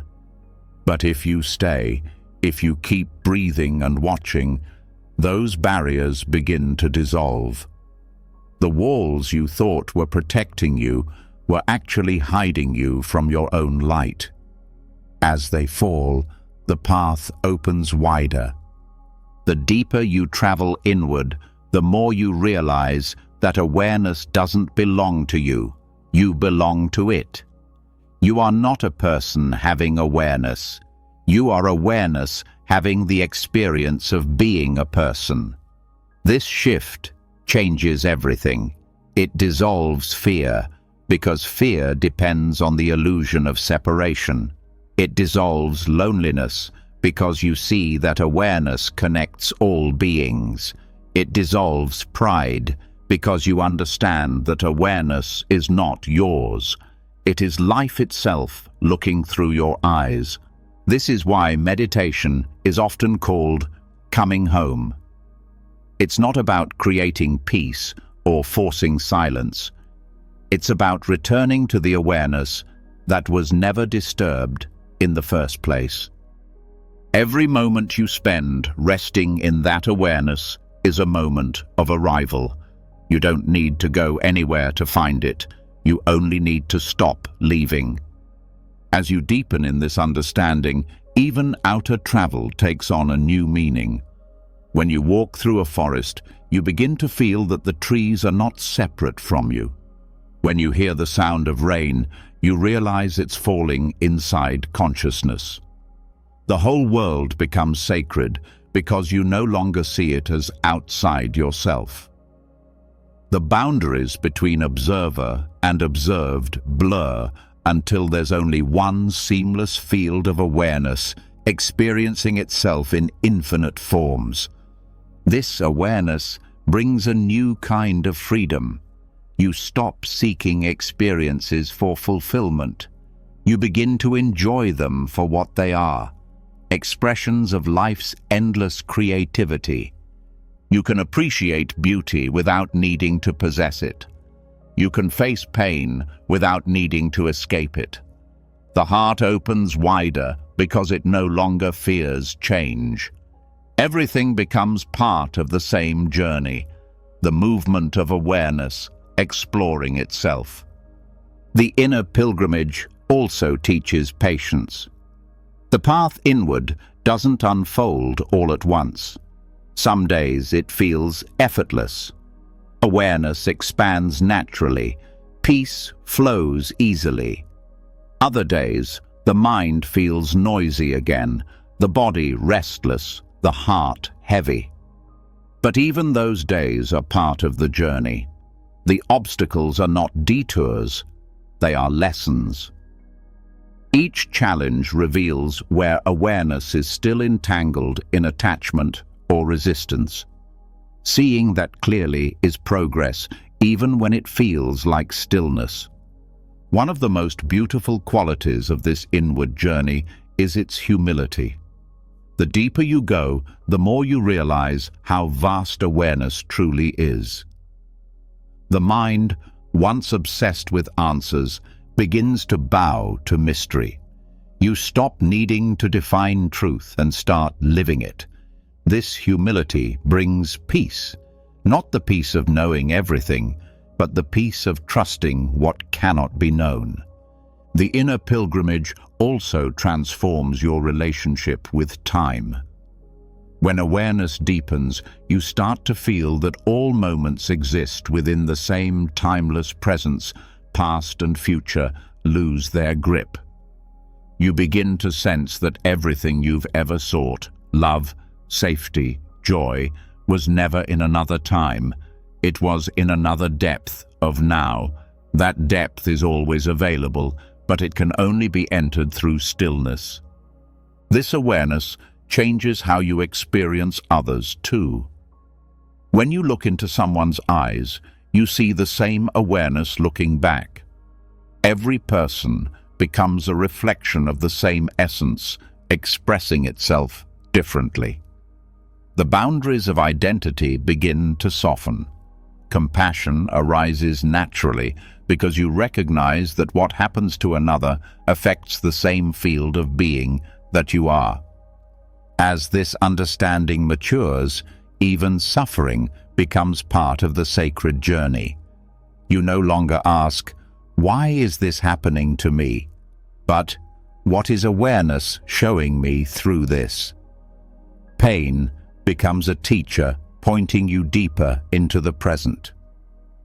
Every difficult moment becomes an invitation to return home to awareness, to see that nothing can truly harm what you are. Inward travel also brings simplicity. You begin to see that truth doesn't require complexity. The mind loves philosophy, but awareness loves presence. You no longer feel compelled to understand everything intellectually. You rest in direct knowing, the kind that doesn't need explanation because it's felt so deeply it can't be doubted. The more you rest in awareness, the more you realize that every outer journey, whether it's love, success, failure, or loss, was only a mirror reflecting stages of your inner journey. The world was never separate from your consciousness. It was your consciousness projected outward for you to see. Once you grasp this, life stops feeling random. Every event, every person, every moment becomes part of the same teaching. The universe revealing yourself to yourself. This realization also changes your relationship with spirituality. You stop searching for enlightenment as an achievement. You realize enlightenment is not something that happens to you. It's the recognition of what has always been true. Awareness doesn't need to improve. It only needs to be seen. You begin to understand why the greatest masters say that awakening is not the gaining of something new, but the loss of something false. The inner pilgrimage also shows you that stillness is not separate from movement. Awareness is vast enough to hold both. You can live fully, love, create, work, play, while remaining anchored in presence. The journey doesn't take you away from life. It deepens your participation in it. Every act becomes meditation. Every breath becomes sacred. And eventually, the journey inward leads to something even more profound. The end of the idea of journey itself. You realize that awareness never moved, never traveled, never changed. It was the same stillness through every experience, the same silence beneath every sound. The pilgrim and the path were never two. You were always home. This realization doesn't end life, it illuminates it. You continue to live, to feel, to grow, but now you do it consciously. You move through the world knowing that the world is moving within you. You act without attachment, love without fear, rest without escape. You walk through life not as someone on a quest, but as awareness itself, playing the game of discovery for the joy of remembering. And so, the greatest journey you will ever take requires no distance, no map, and no destination. It begins and ends in the same place, the stillness of your own being. When you learn to travel inward without moving an inch, you discover that every path, every search, every longing was pointing you here, to this eternal presence that never left you, that has been silently guiding you all along. When the inner pilgrimage reaches its quiet destination, something unexpected begins to unfold. You arrive at stillness, yet what you find there is not what the mind imagined. It's not a point of completion or final certainty. It's an openness, vast, immeasurable, beyond concept. The closer you look at awareness itself, the more it dissolves any solid idea of you. What remains is not nothingness, but a living spaciousness, an emptiness that heals rather than destroys. This is the mystery of shunyata, the Buddhist understanding of emptiness, not a void that swallows life, but the boundless ground from which life endlessly blooms. Emptiness is often misunderstood. To the untrained mind, the word sounds cold, nihilistic, or lonely, as if it means life has no meaning. But in truth, emptiness is not a denial of existence. It's the freedom from distortion. It's the recognition that nothing possesses a fixed, independent identity. Everything is fluid, interdependent, and alive. To see this clearly is to be released from the prison of attachment. You stop clinging to form because you realize form is never separate from the space that holds it. The mind is used to building meaning through solidity, by naming, defining, and grasping. It wants the world to stay still so it can understand it. But when you look deeply into anything, a thought, a feeling, a person, you find it's constantly changing. There's no permanent essence to hold on to. That recognition isn't despair, it's liberation, because what can change is free. What isn't solid can never be broken. This insight, at first, can feel disorienting. When you begin to see through the illusion of permanence, the ego trembles. It says, if everything is empty, what can I depend on? But emptiness doesn't erase meaning. It reveals that meaning is not something fixed. It's something we participate in. Life becomes creative again. Like an artist standing before an open canvas, you realize that emptiness is not the end of color. It's the space that allows color to exist at all. Emptiness is also the source of compassion. When you see that nothing has a separate self, the walls between you and others dissolve. Suffering no longer appears as something happening to them, because you recognize that what moves through one being moves through all. Compassion arises naturally, not from moral effort, but from understanding. You can't harm another without harming the whole. You can't heal another without healing yourself. This is why the Buddha said that wisdom and compassion are like two wings of the same bird. Emptiness gives rise to both. The healing power of emptiness lies in its spaciousness. The mind constantly tightens around ideas. This is good, that is bad. This is mine, that is yours. Every attachment creates tension, and every tension creates suffering. When you rest in awareness of emptiness, those knots begin to loosen. You start to see that pain, anger, and fear are not enemies. They are energies temporarily frozen by resistance. Emptiness melts them, not by fighting them, but by giving them space to move. In this space, healing happens naturally. You no longer try to control your emotions. You allow them to arise and pass. You no longer force solutions. They reveal themselves in the openness. The stillness of shunyata is not passive. It's the most fertile ground there is. From emptiness, creativity, forgiveness, and renewal constantly emerge. When you stop clinging, life begins to flow again. To understand emptiness is also to understand interbeing, the truth that everything exists in relation to everything else. A tree is not just a tree. It contains rain, soil, sunlight, air, and time. You are not an isolated self. You are a convergence of ancestry, culture, memory, and awareness. Nothing stands alone because everything depends on everything else.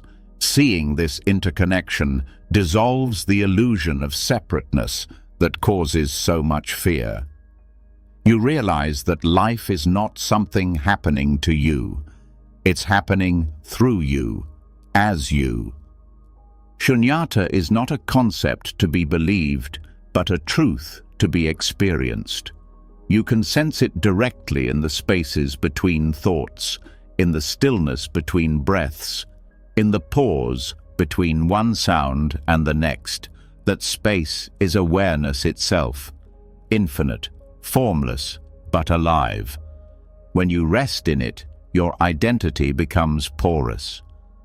You stop defining yourself by your roles or your past. You begin to sense the formless presence beneath them, the part of you that was never born and will never die. This is why emptiness is healing. It frees you from the tyranny of identity. The self that suffers is always a story, a collection of memories, labels, and expectations. Emptiness doesn't destroy that story. It lets you see it for what it is, a movement of thought, a temporary expression. The moment you stop identifying with it, the story loses power. You don't have to fix yourself because there is no fixed self to fix. What a relief that is, to stop carrying the heavy idea of who you think you are. The fear of emptiness comes from the ego's misunderstanding. The ego believes it must exist as something solid to survive, but what it calls survival is really rigidity. Life itself is fluid. The river doesn't fear its flow. It finds freedom in it. The ego resists change because it mistakes movement for loss. Awareness sees change as life unfolding. Emptiness is the wisdom that allows you to dance with change instead of fighting it. When you start to live from this understanding, daily life becomes lighter. You stop arguing with reality. You stop expecting permanence from what is meant to move. Relationships become less about possession and more about participation. You begin to love without clinging, to let go without bitterness. You see that love itself is empty, not in the sense of lacking, but in the sense of being limitless. It has no fixed boundary. It moves freely through you, as you, without needing to be held. This is also why emptiness heals grief. When someone you love passes, the pain comes from the illusion of final separation. But when you understand emptiness, you realize that form has changed, not vanished. The essence that animated your loved one was never confined to a body. It's the same awareness that looks through your eyes now. Emptiness shows you that nothing real can be lost, because what is real was never born. The practice of resting in emptiness requires trust. The mind, trained to fill every space, resists the openness at first. It wants to name, control, or define what it senses. But emptiness cannot be grasped. It can only be surrendered to. You learn to let go of even spiritual ambition, the desire to reach enlightenment, the wish to become awakened. You realize there is no one to become enlightened because the awareness that seeks is already awake. The search itself dissolves into stillness. In meditation, this surrender becomes experiential. As you observe thoughts arise and fade, you begin to sense the vast silence holding them. Every thought dissolves back into the same space it came from. That space is not dead. It's luminous. It's the same emptiness that allows a flower to bloom, a wave to rise, a life to unfold. The more you trust it, the more you see that everything you thought was solid was never separate from this spacious ground. Emptiness also brings balance to compassion. Without wisdom, compassion can become exhausting, a constant effort to fix the world. But when you act from the understanding of emptiness, your compassion is guided by spaciousness. You help without attachment to outcome. You serve without burden. You realize that healing doesn't come from effort, but from presence, from allowing awareness to move naturally through you. This understanding also changes how you experience time. Emptiness dissolves the rigid structure of past and future. In deep awareness, there is only unfolding, the eternal. Now, you begin to sense that the past is not behind you. It exists as memory within the present. The future is not ahead. It exists as potential within the same stillness. Life stops being a line and becomes a field, vast, interconnected, complete in every moment. When you live from this awareness, anxiety loses its grip. Worry always comes from clinging, from believing that things must unfold a certain way. But emptiness reveals that there is no fixed script. The universe is improvising, and you are part of its improvisation. The more you trust this flow, the more peace you feel. You stop needing to control everything because you realize that everything is already held by awareness. The beauty of emptiness is that it restores wonder. When you drop the illusion of knowing, everything becomes alive again. You start to see the world not as a collection of objects, but as a living expression of consciousness, the leaf, the sound, the breath.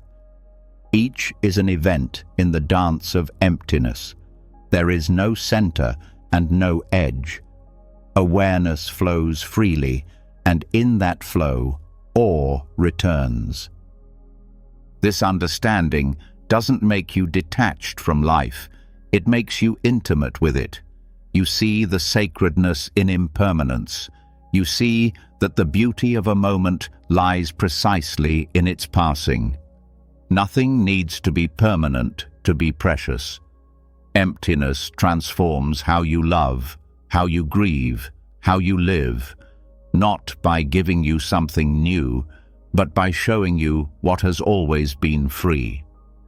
Eventually, emptiness becomes not just a concept, but a way of being. You stop seeing form and emptiness as separate. Every sound, every emotion, every experience becomes a doorway to the same vast stillness. You can laugh, cry, work, or rest, and still feel that unbroken spaciousness beneath it all. You no longer seek refuge from life. Life itself becomes your refuge. And so, you begin to live as the space, not just within it. You become like the sky, open, accepting, allowing clouds to pass without resistance. You realize that emptiness was never empty. It was fullness too vast to be contained by form. The silence you once feared is now the cradle of creation. The space you once avoided is now your deepest comfort. This is the healing power of shunyata, the emptiness that renews rather than erases, the openness that holds everything with infinite compassion. When you rest here, you are not losing yourself. You are remembering what you've always been, boundless, luminous, and free. The mind falls silent, the heart expands, and life continues to flow, ungrasped, untouched, and beautifully whole. When you reach the understanding of emptiness, the mind becomes wide enough to hold everything. What once felt fragmented begins to reveal its wholeness. Life flows freely again, not as something to grasp, but as something to breathe. Awareness no longer struggles to control existence. It participates in it. And in that participation, you begin to notice something miraculous. Breath, the most ordinary act of living, becomes extraordinary. The breath, which you have taken countless times without attention, turns into a living bridge between body and awareness. This is where the next doorway opens, the sanctuary of breath, the infinite unfolding hidden in a single inhale. Breath is the most faithful companion you will ever have. From your first cry at birth to your final sigh, it never abandons you. It stays, quietly sustaining every moment, asking for nothing in return, yet most of us rarely meet it with awareness. We treat breathing as background, automatic, mechanical. But when you begin to observe it, when you bring your full presence to this simple act, it becomes sacred. The breath is not just air moving through the body, it is life itself expressing through you, a mantra spoken by existence without words. In Buddhist and yogic traditions, breath is called prana, or anapanasati, the direct thread between the physical and the infinite. It's the teacher that doesn't speak, but shows. Each inhale gathers the world into you. Each exhale releases you back into the world. This continuous exchange is a living reminder that you are not separate from life. You are woven into it. You are the meeting point of the universe, breathing itself in and out through form. When you begin to rest your awareness on the breath, you enter the present moment effortlessly. The mind cannot wander when it is anchored in the rhythm of life itself. Every inhale pulls you into now. Every exhale invites surrender. This rhythm becomes your meditation, your medicine, your teacher. It asks for nothing more than your attention, and in return, it reveals infinity. The breath is not just physiological, it's spiritual. It mirrors the nature of awareness, expanding and contracting, appearing and disappearing, yet never truly stopping. There is no beginning to breath, no end, just transformation. The air you exhale becomes the inhale of another being. The breath that fills your lungs right now once moved through oceans, forests, and stars. It connects all living things, silently reminding you that separation is only a thought. When you breathe consciously, you begin to feel that connection directly. The walls between you and life soften. Awareness flows through the breath like light through water. Every cell begins to hum with aliveness, not because you've added something new, but because you've removed distraction. You start to sense that the breath is not moving through you. You are moving through it. To enter the sanctuary of breath is to enter the heart of presence. The breath teaches stillness through movement. It shows that you can be both active and peaceful, both alive and serene. It becomes a living mantra that repeats, "Here, now, enough." The more you listen to it, the more it reveals. You begin to notice that each inhale carries a subtle rising, the energy of being. Each exhale carries a release, the wisdom of letting go. Together they form the dance of life, creation and surrender, effort and ease. Awareness of breath also reveals the truth of impermanence. No breath can be held forever. The inhale must become exhale, grasping turns to release. This natural cycle teaches the art of balance, how to participate fully without clinging. When you try to hold on to pleasure, it suffocates. When you resist pain, it lingers. But when you allow both to move like breath, they transform on their own. This is not philosophy, it's physics of the spirit. The breath also teaches patience. It moves at its own rhythm, unhurried, unforced. You can't speed it up to reach enlightenment, nor slow it down to avoid change. You can only align with it. This alignment is the essence of mindfulness, living in harmony with the natural rhythm of existence.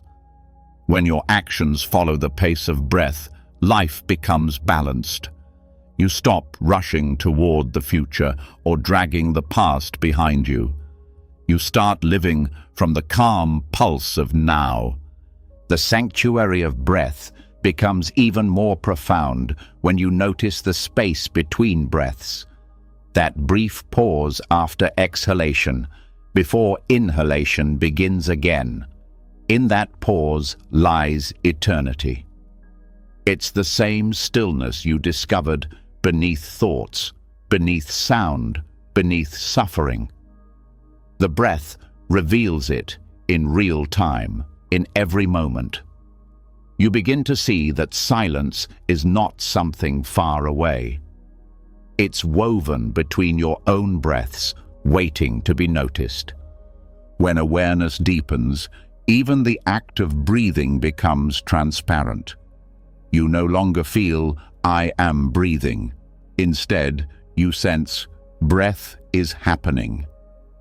The doer dissolves. The ego loses ownership over the most fundamental act of life.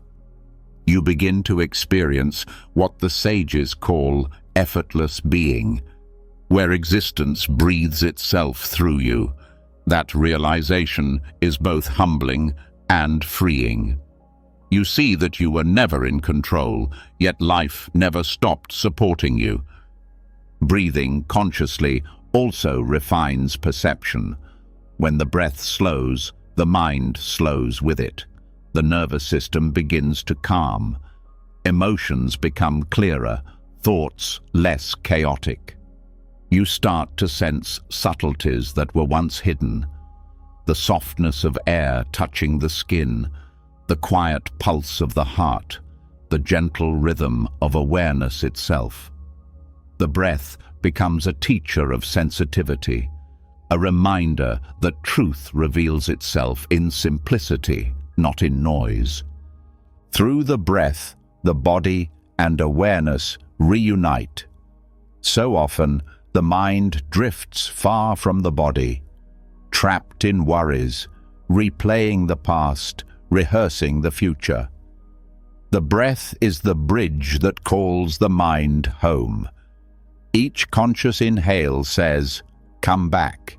Each exhale says, "Rest here."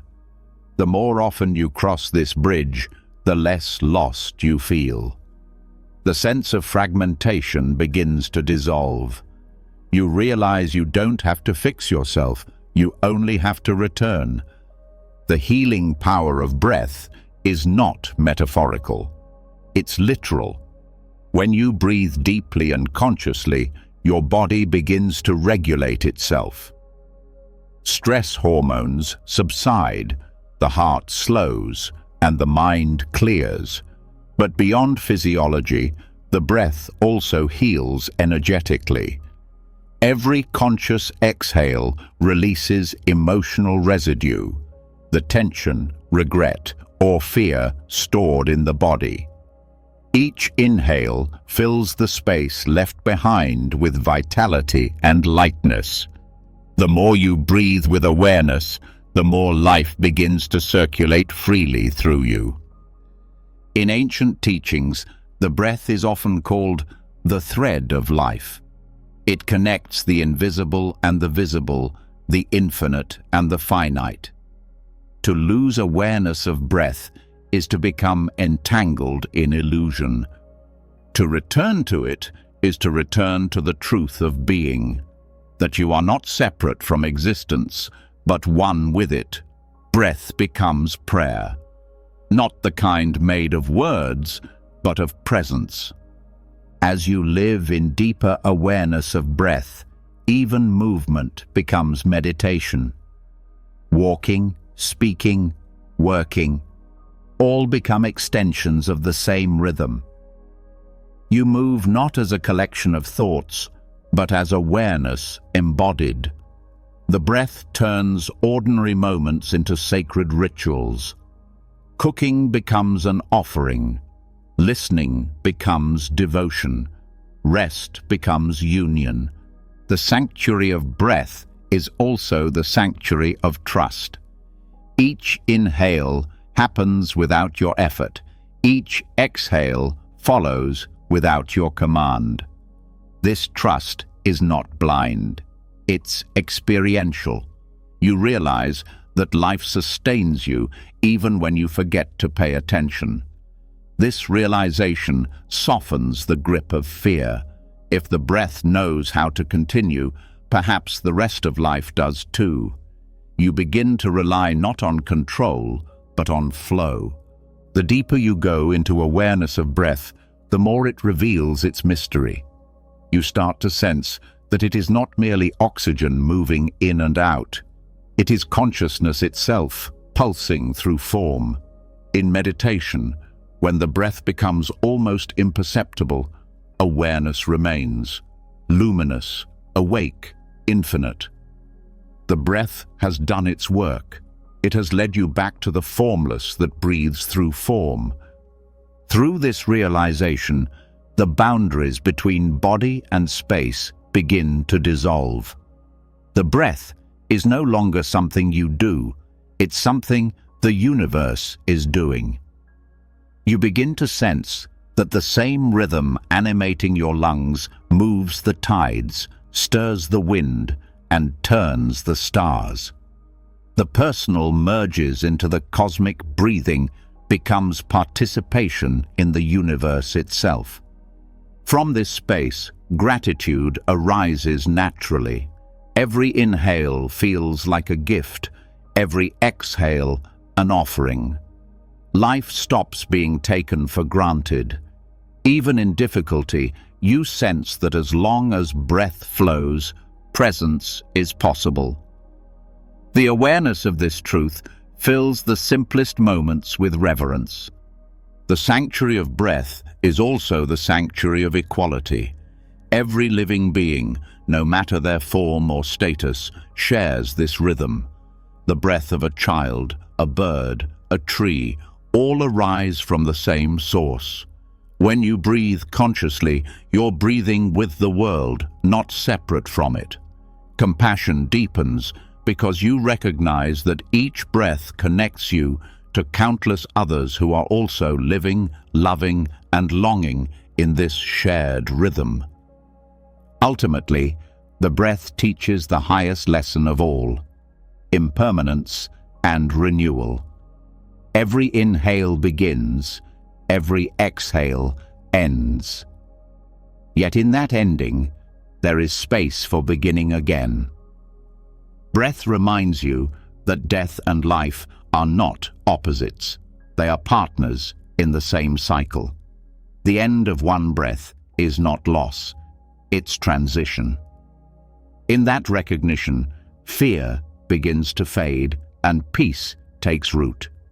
The breath, in its simplicity, carries the entire wisdom of the universe. It mirrors emptiness through space, compassion through exchange, impermanence through rhythm, and presence through repetition. You don't have to understand these truths intellectually. You can live them through each breath you take with awareness. When you finally surrender fully to this rhythm, the boundary between the breather and the breath disappears.